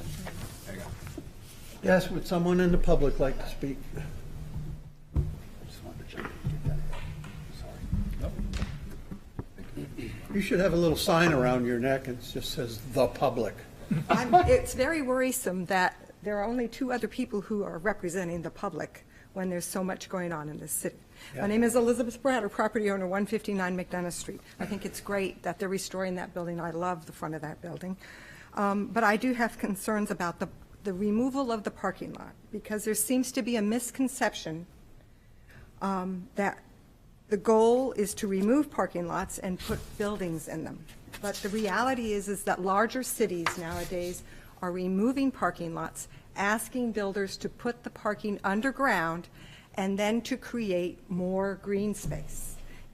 In my letter that I wrote, I give you an article that was written in 2011, in which Apple got rid of their 20% of landscaping and green space and created 90% by putting their parking underneath their building and then creating large parks for their employees to use. And that's the goal of getting rid of parking lots. And the goal is to create more green space in cities because of all the pollution that buildings create. So if you're putting parking underground, you shouldn't be putting more buildings in. That's what the theme is nowadays in terms of climate change and everything else. There was a lot of talk about light, tons of talk about light. But I want you to think about when you're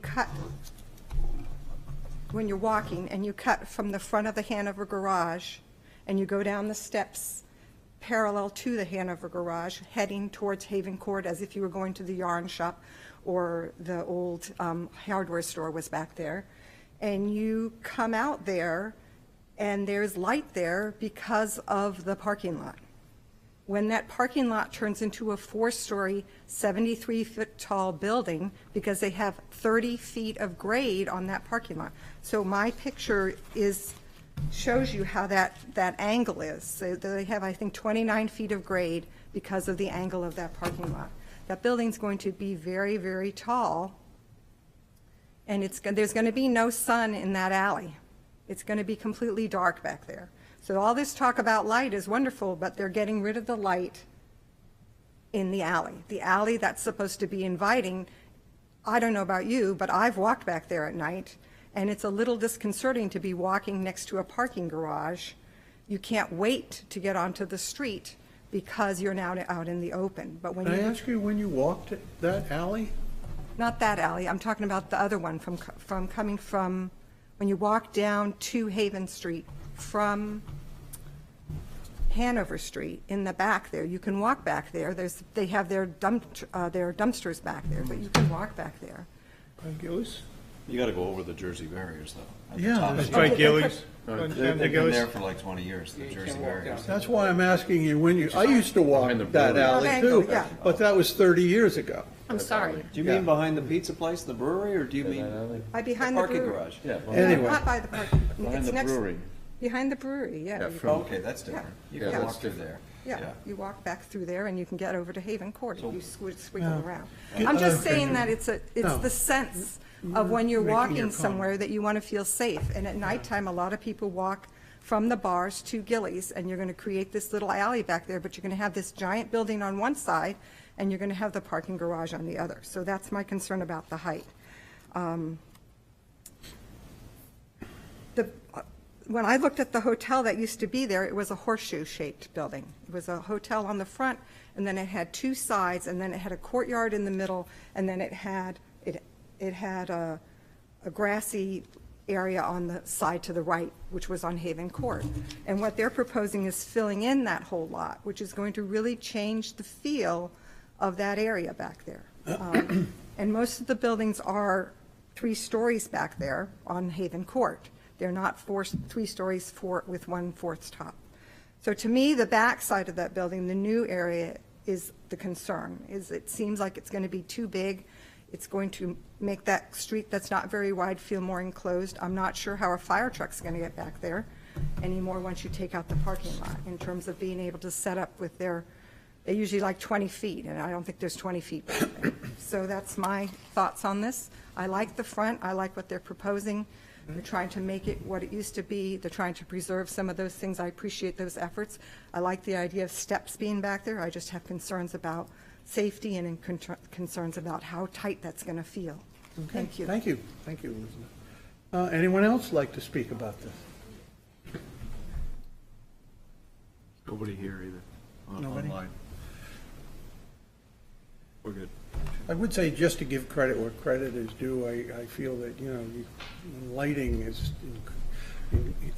for like alleys or something, what you've done in Pleasant Street, and that you'll light that alley up. I know it'll be lit up. And that's why we went just slightly out of sequence, because we're meeting so much with the city now on developing High Street and Haven Court. We didn't want to startle any of the boards by hearing that we had an effort going on and they hadn't seen it. So that was one of the reasons why we brought the Haven Court thing up front, just so everyone was aware that we're making I a lot of appreciate, noise. with the yeah, city. I know what you're saying, and there again, I'm sorry that, for interruption, but, No, we went out of sequence. Yeah, we went out of sequence. You were right. You were right. We're terrible. You were right. My wife says so, anyway. No, you were right. We went out of sequence. We just didn't want to startle anybody. So, you've had a number of comments and put them all together, and shake them up, and come back next month, or what? Sure. Okay, so Yeah. we have a motion for continuing? To continue for next month? Great. Okay. Thank you. All those in favor, say aye. Aye. How long is this gonna take, this rehab? 4 to 6 months. Shoulder. If it heals. Oh, geez. Oh. Hold a good thought. There's 4 rotator cuff muscles, and I tore 3 of them out of the bone. So you got to put little plastic pegs in and reattach them. And we'll see. Take care of yourself. Thank you. Yeah. My God, that slippery snow out there. Is that what happened? He slipped? I didn't hear. He's in Hawaii. Yeah, but he fell in Hawaii. Oh, we fell a lot. Oh. That'll never happen to me, then, will it? What's he got? Well, look at this. Flash drive. So I guess, did we do that? One more. Oh, we got one more. Okay, One more, Tracy. Yeah, good-o. All righty. So we have a work session requested by 445 Marcy Street LLC, owner for property located at 445 Marcy Street, wherein permission is requested to allow the construction of a new single-family residence with attached garage as per plans on file in the planning department. Said property is shown on Assessor Map 101 as Lot 3, lies within the General Residence B and Historic District. Who's here to present? Good evening, Tracy Kozak, Arco Architects, here with Jim and Gail Sanders, homeowners. Hello. They will be building this as their primary residence, age in place. Yeah, next chapter. All right. So this is our second work session, and I did bring the drawings from the first work session. If there are any questions that come up over height and scale and mass, we have those studies from last time, but I won't bring those out unless you ask for them. The context we talked about. I did add another photo of the direct abutter to the east, which is the one in the center of the 9 square. Yep, that one. That is a Royal Barry Willis house built in 1960. Yeah, right? All right. Pretty cool. So there's that. Yeah, a bunch of different styles and ages surrounding this. It's about a third of an acre? Third acre. Okay. And as we mentioned last time, we're in a flood zone, so we are lifting the building up a little bit, 3 or 4 feet. It's not crazy, but it's not right at grade. And we are looking to have a wraparound porch, a garage on the back. What does it work on the flood zone? I mean, where are you? You've lifted it up. Are you at 8 feet, or what are you? 13 feet. 13? Targeting 13 feet. The site is down at about 7 feet at one corner and about 11 or 12 feet at the other corner. So there's a big slope to this site. There's some ponding at the lower corners, which is why we scooched the building all in this corner, which is the high point, and we really have to. Otherwise, we're 6 or 7 feet above grade, which is ridiculous. Want that? There's no basement. There's no basement. It's on piers. We're going to wrap it in a skirt of trim and lattice. It's a flow through. Okay. Are you forced to do this? IBC, yeah. Flood, You yeah. are forced to do it, okay. Yeah. All right.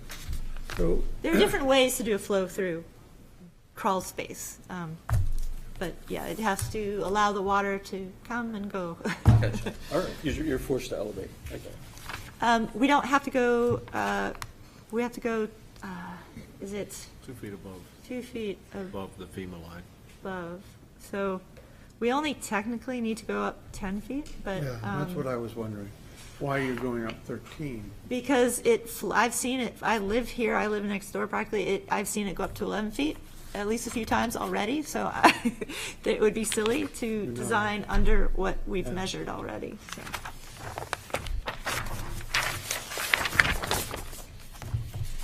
It's just the floor plans, which shows basically the front of the house is on Prey. It's oriented towards Prey Street. The garage faces the back, which call it the back, but it's set back from Partridge Street. It is bordered on 2 sides by 2 streets and by private lots on the sides. So there will probably be fences along the sides. We have not shown those yet, but you can picture that in your mind. There'll be fences along the side. We'll probably want to do a low fence across the front at the street. We have not shown that yet, but we'd like it to be something low and nice along the front. So the comments from last time were that the entrance was not prominent enough, noticeable enough. So we've made that wider, and we've brought it forward a couple of feet. It's still a porch, and it's still on the corner. We're not proposing a center entrance. This is more evocative of kind of a newer interpretation of a Victorian massing almost, or shingle style, but simplified without all the bric-a-brac. There is the house that we're inspired by in terms of mass and arrangement of the gable, and the corner entrance is on the corner of Prey and Marcy Street, which also has a bay window on the first floor that sticks out about the same size, and a gable window on the attic level, like this. We did the wraparound stairs and railings, brought the front door forward. We also extended kind of a trellis, I guess, along some detail along the trim of that porch, that entry porch on the corner. That will cast a little bit of shadow and allow for a climbing vine or something to wrap around that porch for some decorative element. Where is it? On the right, so on the right-hand side of the front of the building, that's the entrance, the front door, and it's recessed under a little bit of a corner porch. And we adjusted the roof. We brought the roof down and forward a couple of feet. And maybe this is not a severe of enough change, but we thought it was subtle enough that it would keep with the massing. All these roofs connect so that we don't have stepped fascias and odd connections where the roofs combine. So I wouldn't want to just move one roof without having all the roofs still smoothly connect. What we've done is we've just lowered that eave a little bit and added that trim detail on the edge to make it a little bit fancier and more noticeable, add a little bit of a shadow detail, and the door's wider and brought forward to the street a little bit. Have you, apparently you haven't reduced the floor height at all. We did not change the building height. You didn't change the building height. It's exactly the same height as before. We just changed the fascia height over the porch. We brought that down. And we did add a little bit of a roof, hipped roof skirt over there where the roof deck is. The comment was it looked like a cereal box, so now it has a bit of a hat. Was that one of, that was some of the comments, wasn't it? That Yes. the building was too high. That was some of the comments? No? The building, no, don't think so. It's not the tallest building in the neighborhood. It's not the shortest building. It's probably in the upper third of buildings. But that's why I brought the old work session that shows the height comparisons, if you want to talk about that. We certainly can. Yeah. Yeah, happy to talk about it.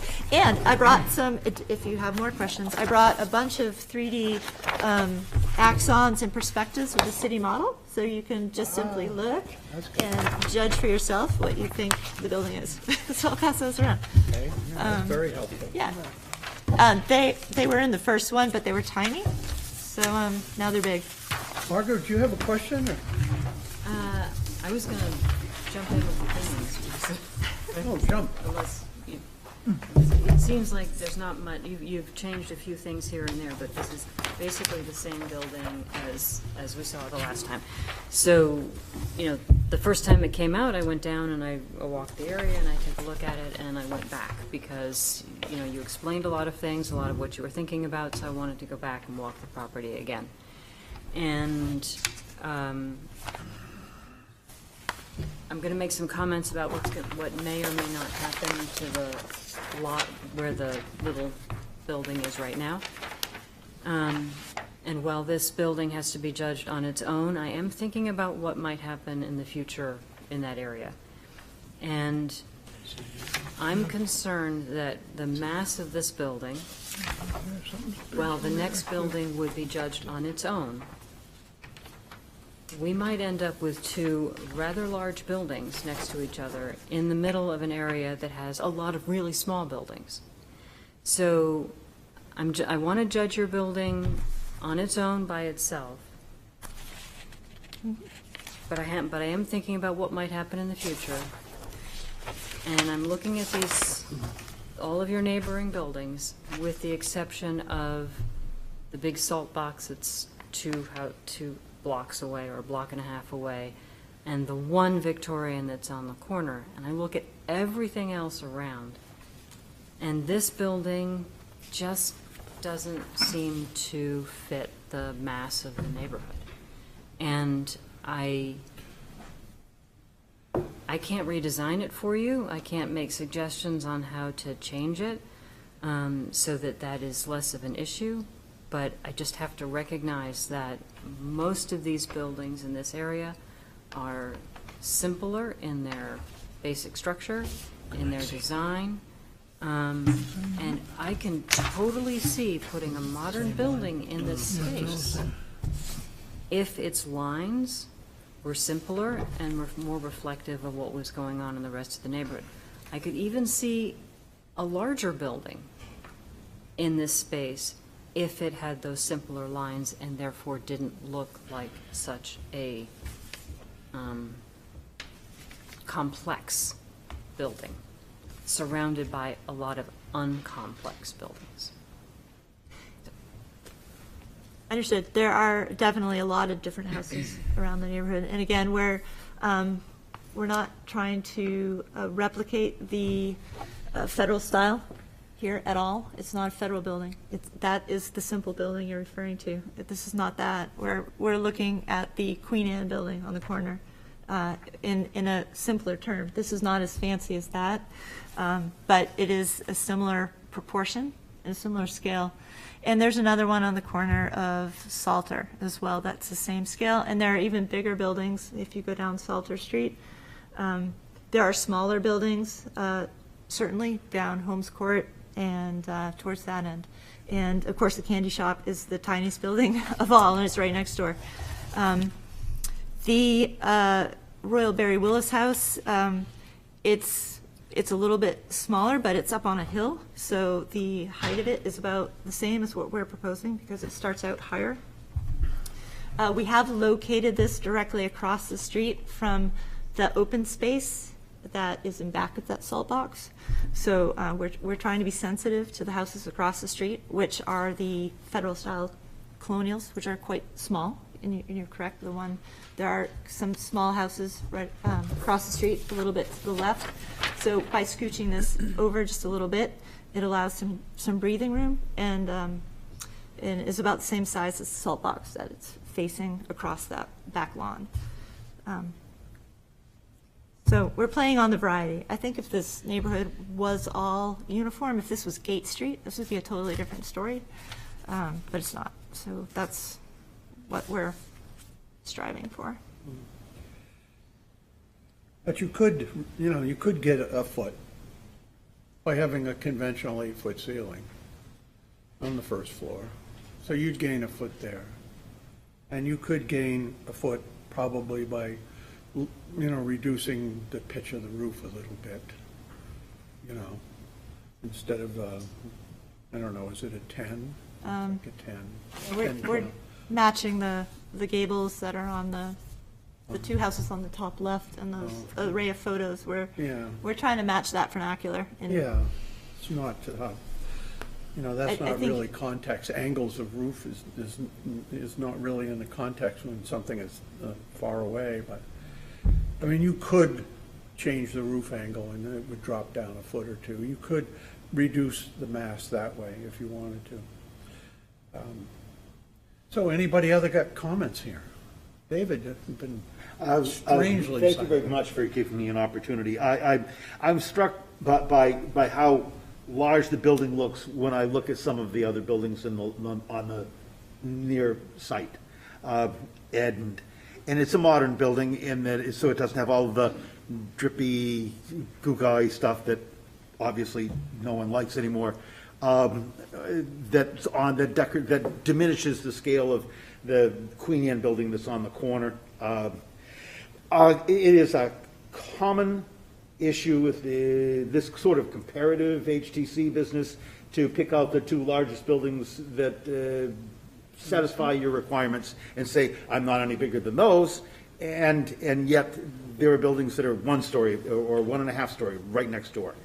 So it's hard to find ourselves in the middle. We also don't live like the people that built the 1.5 story houses. Things change. But our business here is to try to make things seem like they fit in better. And I don't get that gut reaction of this fitting in better. And when I look at a couple of features that I don't understand why they're there, and this is your job, it seems like the window head to window sill height distance is larger than what we see in many houses. Which makes me wonder, you've either got an extreme web thickness of your floor frame, or you're using very tall windows, and your floor-to-floor heights are high. I don't get what's going on with those. I'm not certain that changing that by 6 or 8 inches would change the scale of the house, but it does look like it's, my gut reaction is it's kind of big and clunky and plain. With all kinds of complex roofs on it. This house has more roofs on it, planes of roof, than I think probably anything in the neighborhood. And it has none of the trim that goes along, none of the accoutrements that go along with the Queen Anne houses, but it's got all of the scale. Maybe that's where the problem is. I don't know. I'm still struggling with it. I'd like to get it right. I live in this neighborhood also.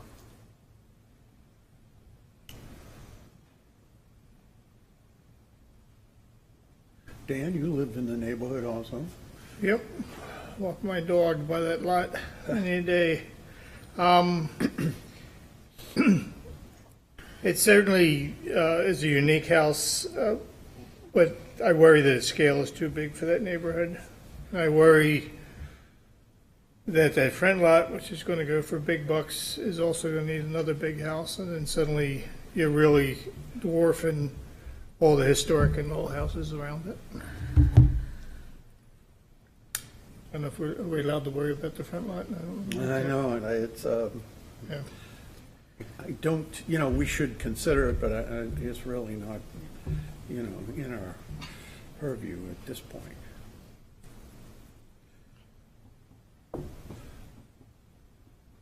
Aaron? I agree with everything that's been said, what I struggle with is the roofs bother me, that there's so many of them, but when I look at this, it's big, and I just don't see how it relates to the majority of the houses that are in the neighborhood. I understand the comparison to the Queen Anne, but even that, other than the roof and some other elements, I don't really see where it connects to that either. I just don't see how it works there. You? I'd love to. Oh, thank you. I don't think this house is grossly bigger than some of the larger houses in the area. It's got a very large lot. It is a brand-new construction. It's a brand-new house. Could it go on a little bit of a diet? Yeah, I think it could.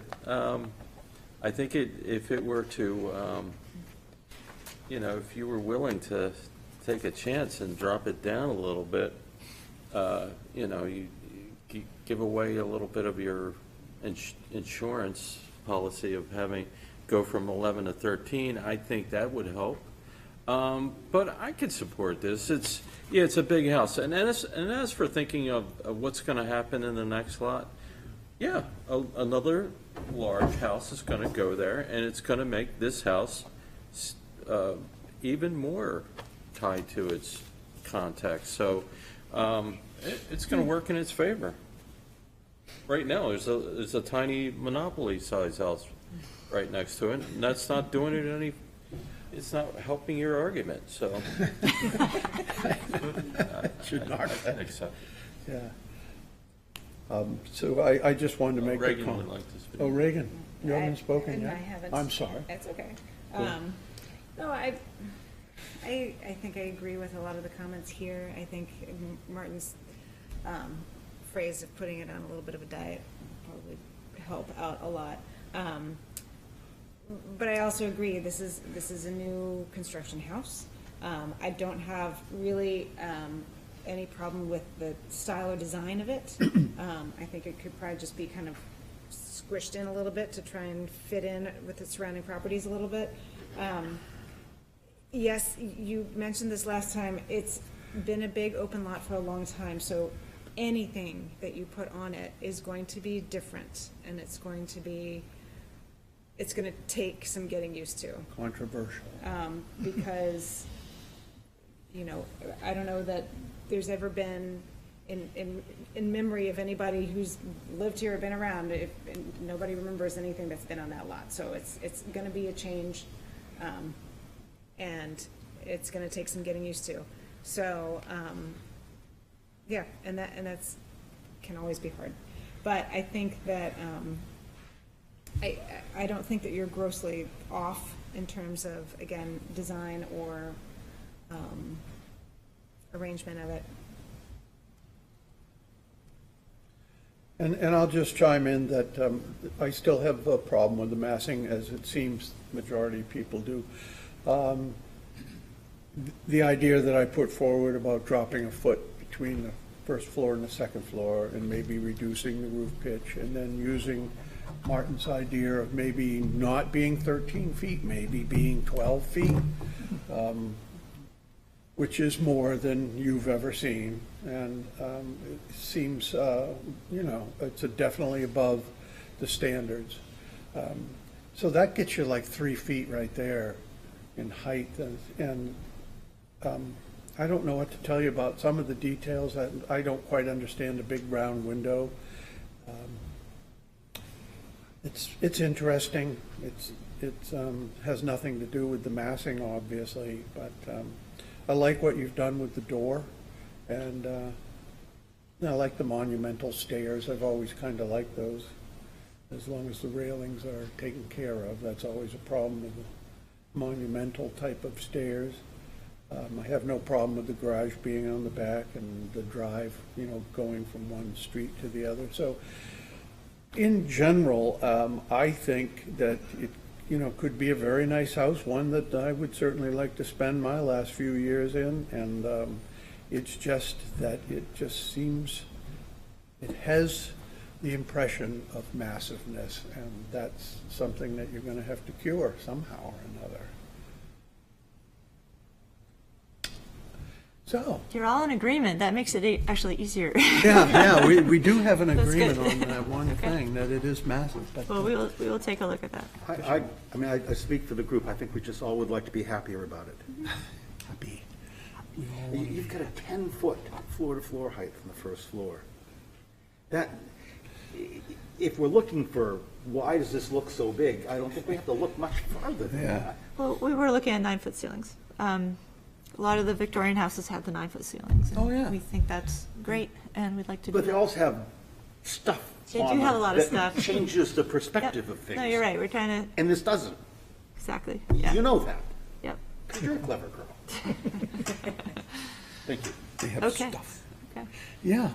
So we're going to come back next. How about some public comment? Oh, a lot of public. Okay, so let's get the public opinion on this. Try to be brief, please. Oh, no. Yes. Only 10:15. Evening. My name's John Eberline. I live at 454 Marcy Street. That's the Noah Broughton You house. live at 454? And thank you for fixing the garage. It's probably going to fall down any. Well, it's still going. So I'm going to be brief. I sent a detailed letter, and I just wanted to make a couple points. I had hoped this would be developed as a single lot, but obviously it's the Sanders' choice, and they can subdivide if they can get the approvals. And we're here tonight to consider building on the back lot. And so the question that everyone is talking about is the concern, I think, of all my neighbors here, which is the massing of the house. And it's just, in our opinion, it's too big. And I think Mark Mindenberg has more comments on it. I'll leave it to him to show how it is actually much larger than his house, which is the Queen Anne on the corner of Prey and Marcy Street. Mr. Jones's house. It is Mr. Jones's old house. He used to own the candy shop too, did he not? Yes. I just have one other, I guess, comment on the melange of styles, which I would say I would have preferred to have it built with red Legos, because I think if there had been a simple, cohesive structure for the entire house, it would have hung together and it wouldn't have seemed so large. But because there are a lot of different pieces to it, it basically is a little bit jarring, especially given the size of the house. And I just comment, we've got to consider this house relation to the smaller houses on Prairie Street and in consideration to the candy shop, because that's not before the board. That's not, there's no demolition permit for that. It's there and it's extant. And this house has to sort of fit in that neighborhood. So my concerns are with the house, not with the Sanders. I welcome them to the neighborhood, and I hope we can come up with a solution that everybody will be happy with. But those are my comments. Thank you.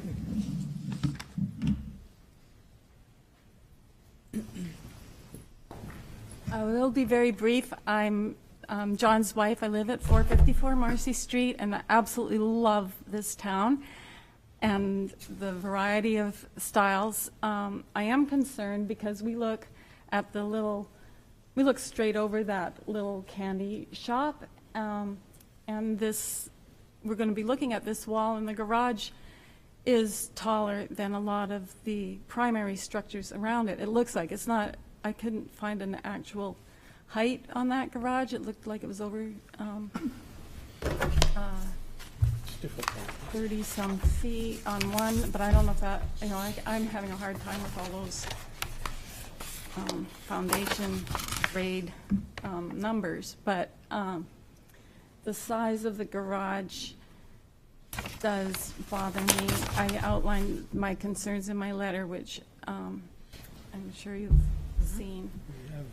The other thing is, between the house and garage, it will block both of our water views, and I know the historic district has a purpose to preserve those property values, and the water views were emphasized at the previous meeting as valuable, and they're valuable to others as well.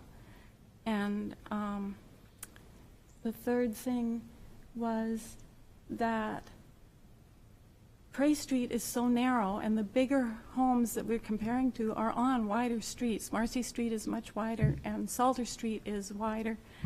And the setback for this house wasn't specified on those original plans that we saw. So it just does concern me that there must be a relationship between the width of your street and the height of your building, so it doesn't turn that street into just a back alley. That anyhow, thank you. Yeah, I think that what you're referring to is what they use in Dover. The width of the street controls the height of the house, or the commercial buildings downtown. But sorry. Well, but there is a relationship. Yeah, just enjoy Marcy Street. That's all. So who's next? Oh, that's fine. We don't have a roster. Hi, Gail. Hi, Jim. I want to just echo what I'm Susan McDougall. I live at 39 Prairie Street. I spoke at the previous HDC work session via Zoom. I've sent a pretty detailed letter to all of you, and I sent a copy to Jim and Gail and a note so that no one was uninformed. And I would like to, I'd like to keep this brief, but I do think there are some things that I need to say that I was kind of hoping the HDC would say. So I'm going to go through a couple of the points, and just particularly the things that are quoted in your guidelines, in the HDC guidelines, and how my impression of this building. I had a lot of questions. You have them in the list. I hope you ask them but in this HDC guideline, the first one, scale, height, and width. It talks about constructing a new building that's similar in height and width to the buildings on adjacent sites. Not sites in the neighborhood, couple of streets over, but adjacent sites. I think that means the 17 properties that surround this.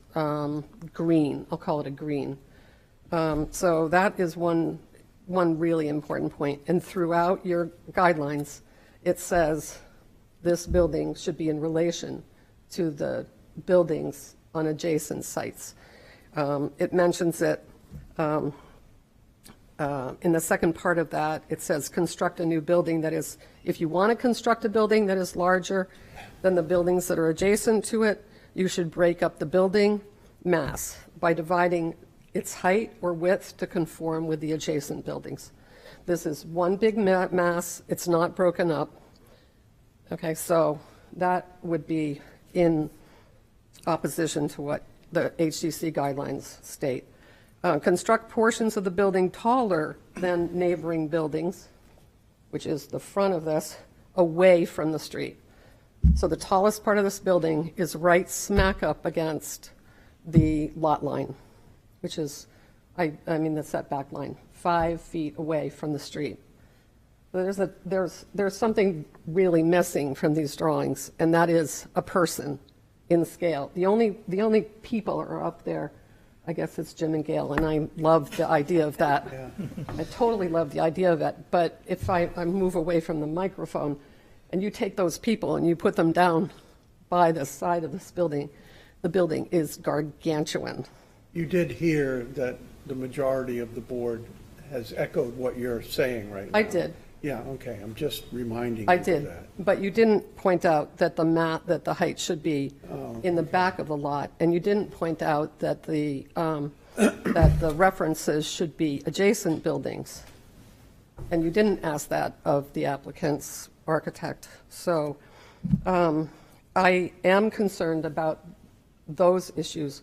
I'm particularly concerned that this building will impact the other buildings straight across from it, 17 Prairie, significantly.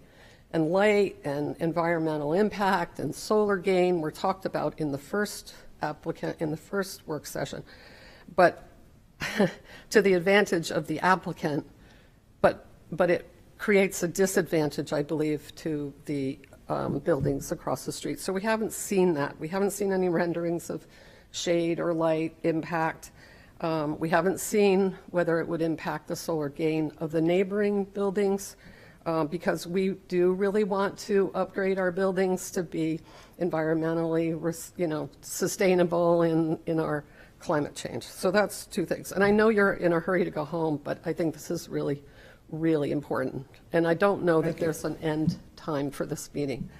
So the next one was similar in form. Construct a building that's similar in form to the buildings on adjacent sites. This is not similar in form. It takes its elements from the Prey Street property, from the Marcy Street, Prey Street property, the Queen Anne, which we'll see are just elements, but they are not consistent elements within the neighborhood. It says similar to those found on the block of the proposed building. So it says alignment, rhythm, and spacing. New buildings larger than those on the adjacent sites only if the larger building is visually divided to suggest smaller building masses. This is one big, large mass, not divided. So facade height and proportions are similar to existing adjacent buildings. It's only adjacent, and actually it's quite larger than the adjacent building that has been referenced, which is the Marcy Street, Prey Street property. So those are my major issues, and thank you. Thank you. Yeah, we have some other people speaking, please. Yes, thank you. My name's Mark Minnenberg, and I live at 437 Marcy Street. And Gail and Jim, I've heard from all our neighbors that you're about the nicest people in this whole town. And so no one is here happy to talk about this building in this way. And I hope that we can all be friends and neighbors. So, and I'm one of the newest people, and I mean that sincerely. So I'm just going to talk about the building. I had asked Nick if he could, I'd done a bunch of slides, and I asked Nick if he could show them. But I don't know if they'll come up. The first 5 are just text. I'm not going to take you through this. Are just text for those of us who are not specialists, because it was to remind us what the rules were. But I just wanted to show some graphic images, if we're able to do it. It's got to open it up here. Yeah, thanks.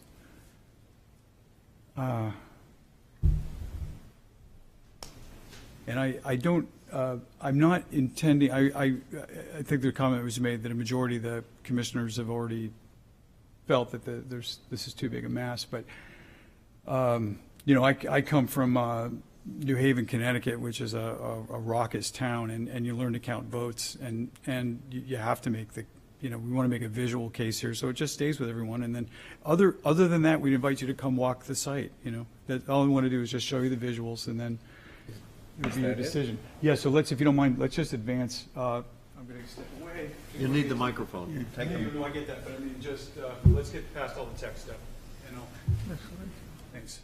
I appreciate it, Nick. There? Yeah, so this is just, yeah, so we can, if What's wrong? we start there. Nick, What's the problem? can you make it full screen? It just has to be full screen. Full screen. So this seems really simplistic, but of course, this is from the HTC's website, and it just shows when there are a lot of small buildings, you match them, and when there's one that's bigger, it looks out of place. We will address 437 Marcy at the end. I'll show you what it looks like, but, you know, this is the drawing again. To the commission, it probably seems like, yes, it's a big house. To those of us who live on the block, it's frightening, actually. It's so big. Everything else is essentially a Georgian house except for 437 Marcy, which is very tall, but it's not nearly as big. So if we go to the next one, this is what 445 Marcy looked like. Bex is a Sanborn fire map from 1910. There is a house right there. It looks like all the other Georgian ones, right? It's about that size. That doesn't mean you would rebuild it this way, but there is a precedent. And so this green has been this way for a very long time. The Jones family, who were referenced a moment ago, who owned 437 Marcy, owned this property at one point. They demolished that structure in the middle, and they moved the candy store from Newcastle and installed it in the 1950s. So that's kind of the how it. And this is just from the Portsmouth newspaper. I wasn't around for all this. The next one, again, comes back to, I'm keeping the historic map for the moment. If I'm off a little bit on scale, I apologize to the architects, but I just wanted to say the neighborhood's been this way for a very long time. The map is almost the same except for Mrs. Sanders' building to the right of to the riverside of the new proposed structure. Her house is there now, obviously, not the three little dwellings. But those three houses those are three tiny little dwellings. That's what the neighborhood was. Nick, if you I want to respect the time of the commission. Keep going. Yeah, please keep going. So this is 17 Prey, which is right across the street, and this is how it scales to the new house, right? Someone said that people don't live this way anymore. My friends and neighbors live in that house, and I've spent a lot of time there, and it is one of the most joyous houses I've ever been in. It's just small, but they also have a lot of land. So, I mean, I just want to, respectfully remind the commissioners that everyone in this neighborhood is invested with our lives here. These aren't just boxes. Like we've made our homes here, right? The next one, I believe, is 437 Marcy. That's the big Victorian. Again, it's tall, but it doesn't come close to the size of this building. And we'll see in a couple minutes that very quickly. This is the block. This is from HTC's website. Simple houses, maritime trade houses, essentially. People who lived in these houses were in the trades. Some may have gone to sea. Next one, looking back the other way, the site is to the right, 17 Prey is to the left. And that's coming the other way. The site is to the left and 17 Prey is to the right. This is the subject house. And now the significance is, let's compare it to 17 Prey in terms of elevation. And this is the drawing submitted by the architects. And there, you can see the gap between the two houses is the width of Prey Street. It's 17 feet wide. It's a lane. It's a little narrow alley, essentially. The Sanders trucks that are vans can get up and down, but we can't even get vehicles in to do work on our houses. Like, it's that narrow. So the house, as it appears now in this elevation compared to 17 Prey, at least to us, looks really big, right? And we already know that it's half the mass of the building that's currently there on the corner of 437. The next one, this is looking the other way. 17 Prairie is to the left with the candy store in the middle. And now, here's the big house we're all comparing to. If you notice, it's set back 25 feet from Prairie Street. It's actually set it on Marcy, which is twice as wide. So we're more than 40 feet. That house is more than 40 feet across Marcy from the other Georgian across from it. And it's 25 feet from Prairie Street. So the height of it, and it's half as wide. It's only 2,800 square feet. It has no garage. It's got no yard, essentially. And it was built by the residents of 17 Prairie at one time. They built that house for their family, and it wasn't subdivided until the 20th century. It was kept as two lots for a very long time. So it's kind of an interesting quirk that they built that Queen Anne to be consistent with their view of what the federal neighborhood was like. This is looking the other way to kind of demonstrate that Marcy, that building's just not in the way. It's out of the way of everybody. And the last one, I'll leave you with this. That Queen Anne, built in the 1890s, has stood the test of time in this city. It is one of now, before we bought it, we walked by it almost every day. We were drawn to this neighborhood because of the Queen Anne, and then we loved the federal neighborhood behind it. And we took millions of pictures of it, and we thought someday, if that ever came on the market, gosh, we'd buy it. And on a Saturday, it came due, and we ran over. We bought this house, and we couldn't believe we got it. And it's a gem, right? It's not comparable to anything else. It defines. This is again from the HDC's own website. It defines this historic period, and it stood for 125 years as a beacon for people, even during bad times when this neighborhood was dangerous. And we wish that for Jim and Gail's house. We all wish you have a beautiful house. We just wish that it has both the correct scale and perhaps the grace that'll stand the test of time. And that's what we wish for everyone here. We're all just your neighbors and friends, right? Right. I mean, seriously, sincerely. Right. Thank you for your time. Thank you. Someone else? I'm going to keep this like super brief. You're all volunteers. You guys are amazing. Thank you for doing this. I appreciate it. And when we found out Jim and Gail were going to move next door to us, we were high-fiving each other. We're excited about it.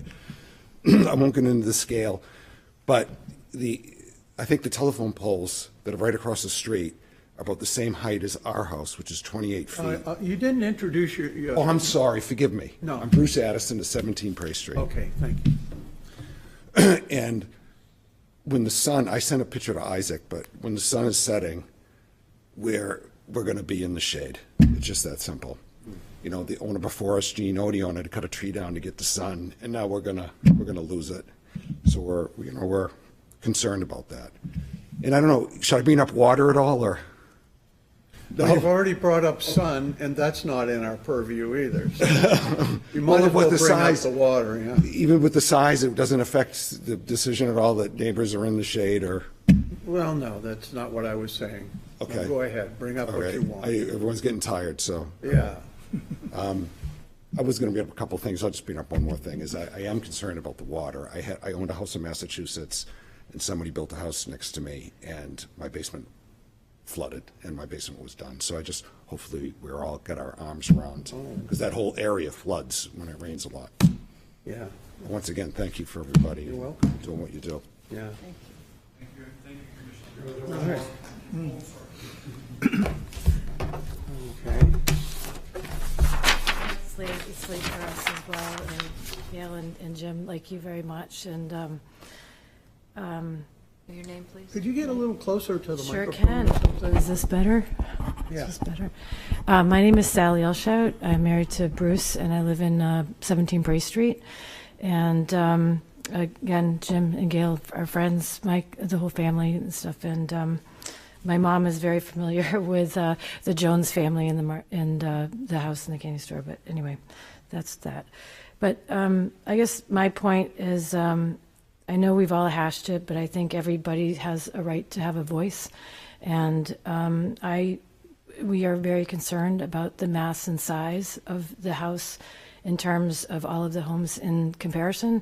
You can see our house is 25 feet high, and the keeping of the drawings that I recall is about 47 feet high.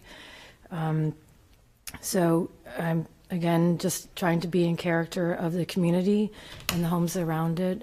I think it's just it's a massive house if it can be broken up, but what have you. What was the other thing I wanted to say here? We're not 47 feet high, I'm sorry. Well, I'm trying not to so say- your drawings say 47 feet high. So the concern that I have from looking at the drawings, I know there's no basement. You say on average it's 11 feet. It's So above, the buil- I just don't want you to go off the wrong track. It's 47 feet above sea level. Yeah. But ground is already up at like 13 feet, so it's, and But when you- the building when you height do is the- 28 feet tall, is the building height. From the very peak, you have 47 feet on it. Not And- to the peak. That's marking above sea level, is what she's trying to say, Yeah, not it's the actual height not from the the ground. height from the ground. the Anyways, height- it's tall. Keep going. Okay. It's tall, it's massive in comparison. Our house is not even 1,700 square feet. It's small. And we have done as much as we can to bring it back into keeping to what the character of the house is. And I'm trying to be along with the homes that are in the neighborhood. Our house was built in 1780. We also do have a concern about water. The Minenberg's house on the corner, for the first time ever, they were flooded a couple of feet of water earlier this year in the storm, and their house was done so that it wouldn't flood. I have a great concern that, flooding in our house as well. The house, again, was built in 1780 and all of the construction going on. And also, too, we were having work done on our house. The street is very narrow. It's very difficult to have construction vehicles there. And also the main road for the Sanders and all of the other people that live on there. But basically, in all, I wanted to say that the mass and size of the house, I don't think is in keeping with the neighborhood and what the HDC guidelines are. But absolutely would love to have them as neighbors and want to have them as neighbors. I'm just saying that. So it's nothing personal, obviously. So thank you. Thank you. Okay, anyone else? It's got 10 more people. Yeah, they just bring them in. About your comments about flooding basements and flooding streets and stuff, it's, obviously this is a problem that's going to get worse, and we all know it. And the city is, working on Prescott Park, and that's going to be a huge project that's probably going to shock everybody in a lot of neighborhoods when it happens, but it's going to have to happen. And, eventually you might be looking at raising your houses. And we do have we had some kind of bulletin about raising historic houses, didn't we, Nick? Yeah, so we have something like that available. And I don't think that just putting street drains in is going to help when the water rises up from the river and bubbles up in the street drains. Hold a good thought. Those are all very good thoughts. You're up in the air. So that's just my comments about, your water problems. So you've heard, and so you're going to come up with something else for us. Is it going to be a month or a couple months, or do you know? Be back next month. You'll be back next month. We will. Okay. So moved. Second? Second. Okay, all those in favor? Aye. Thank you for your time. All righty, and let's. Hang tough, necessary.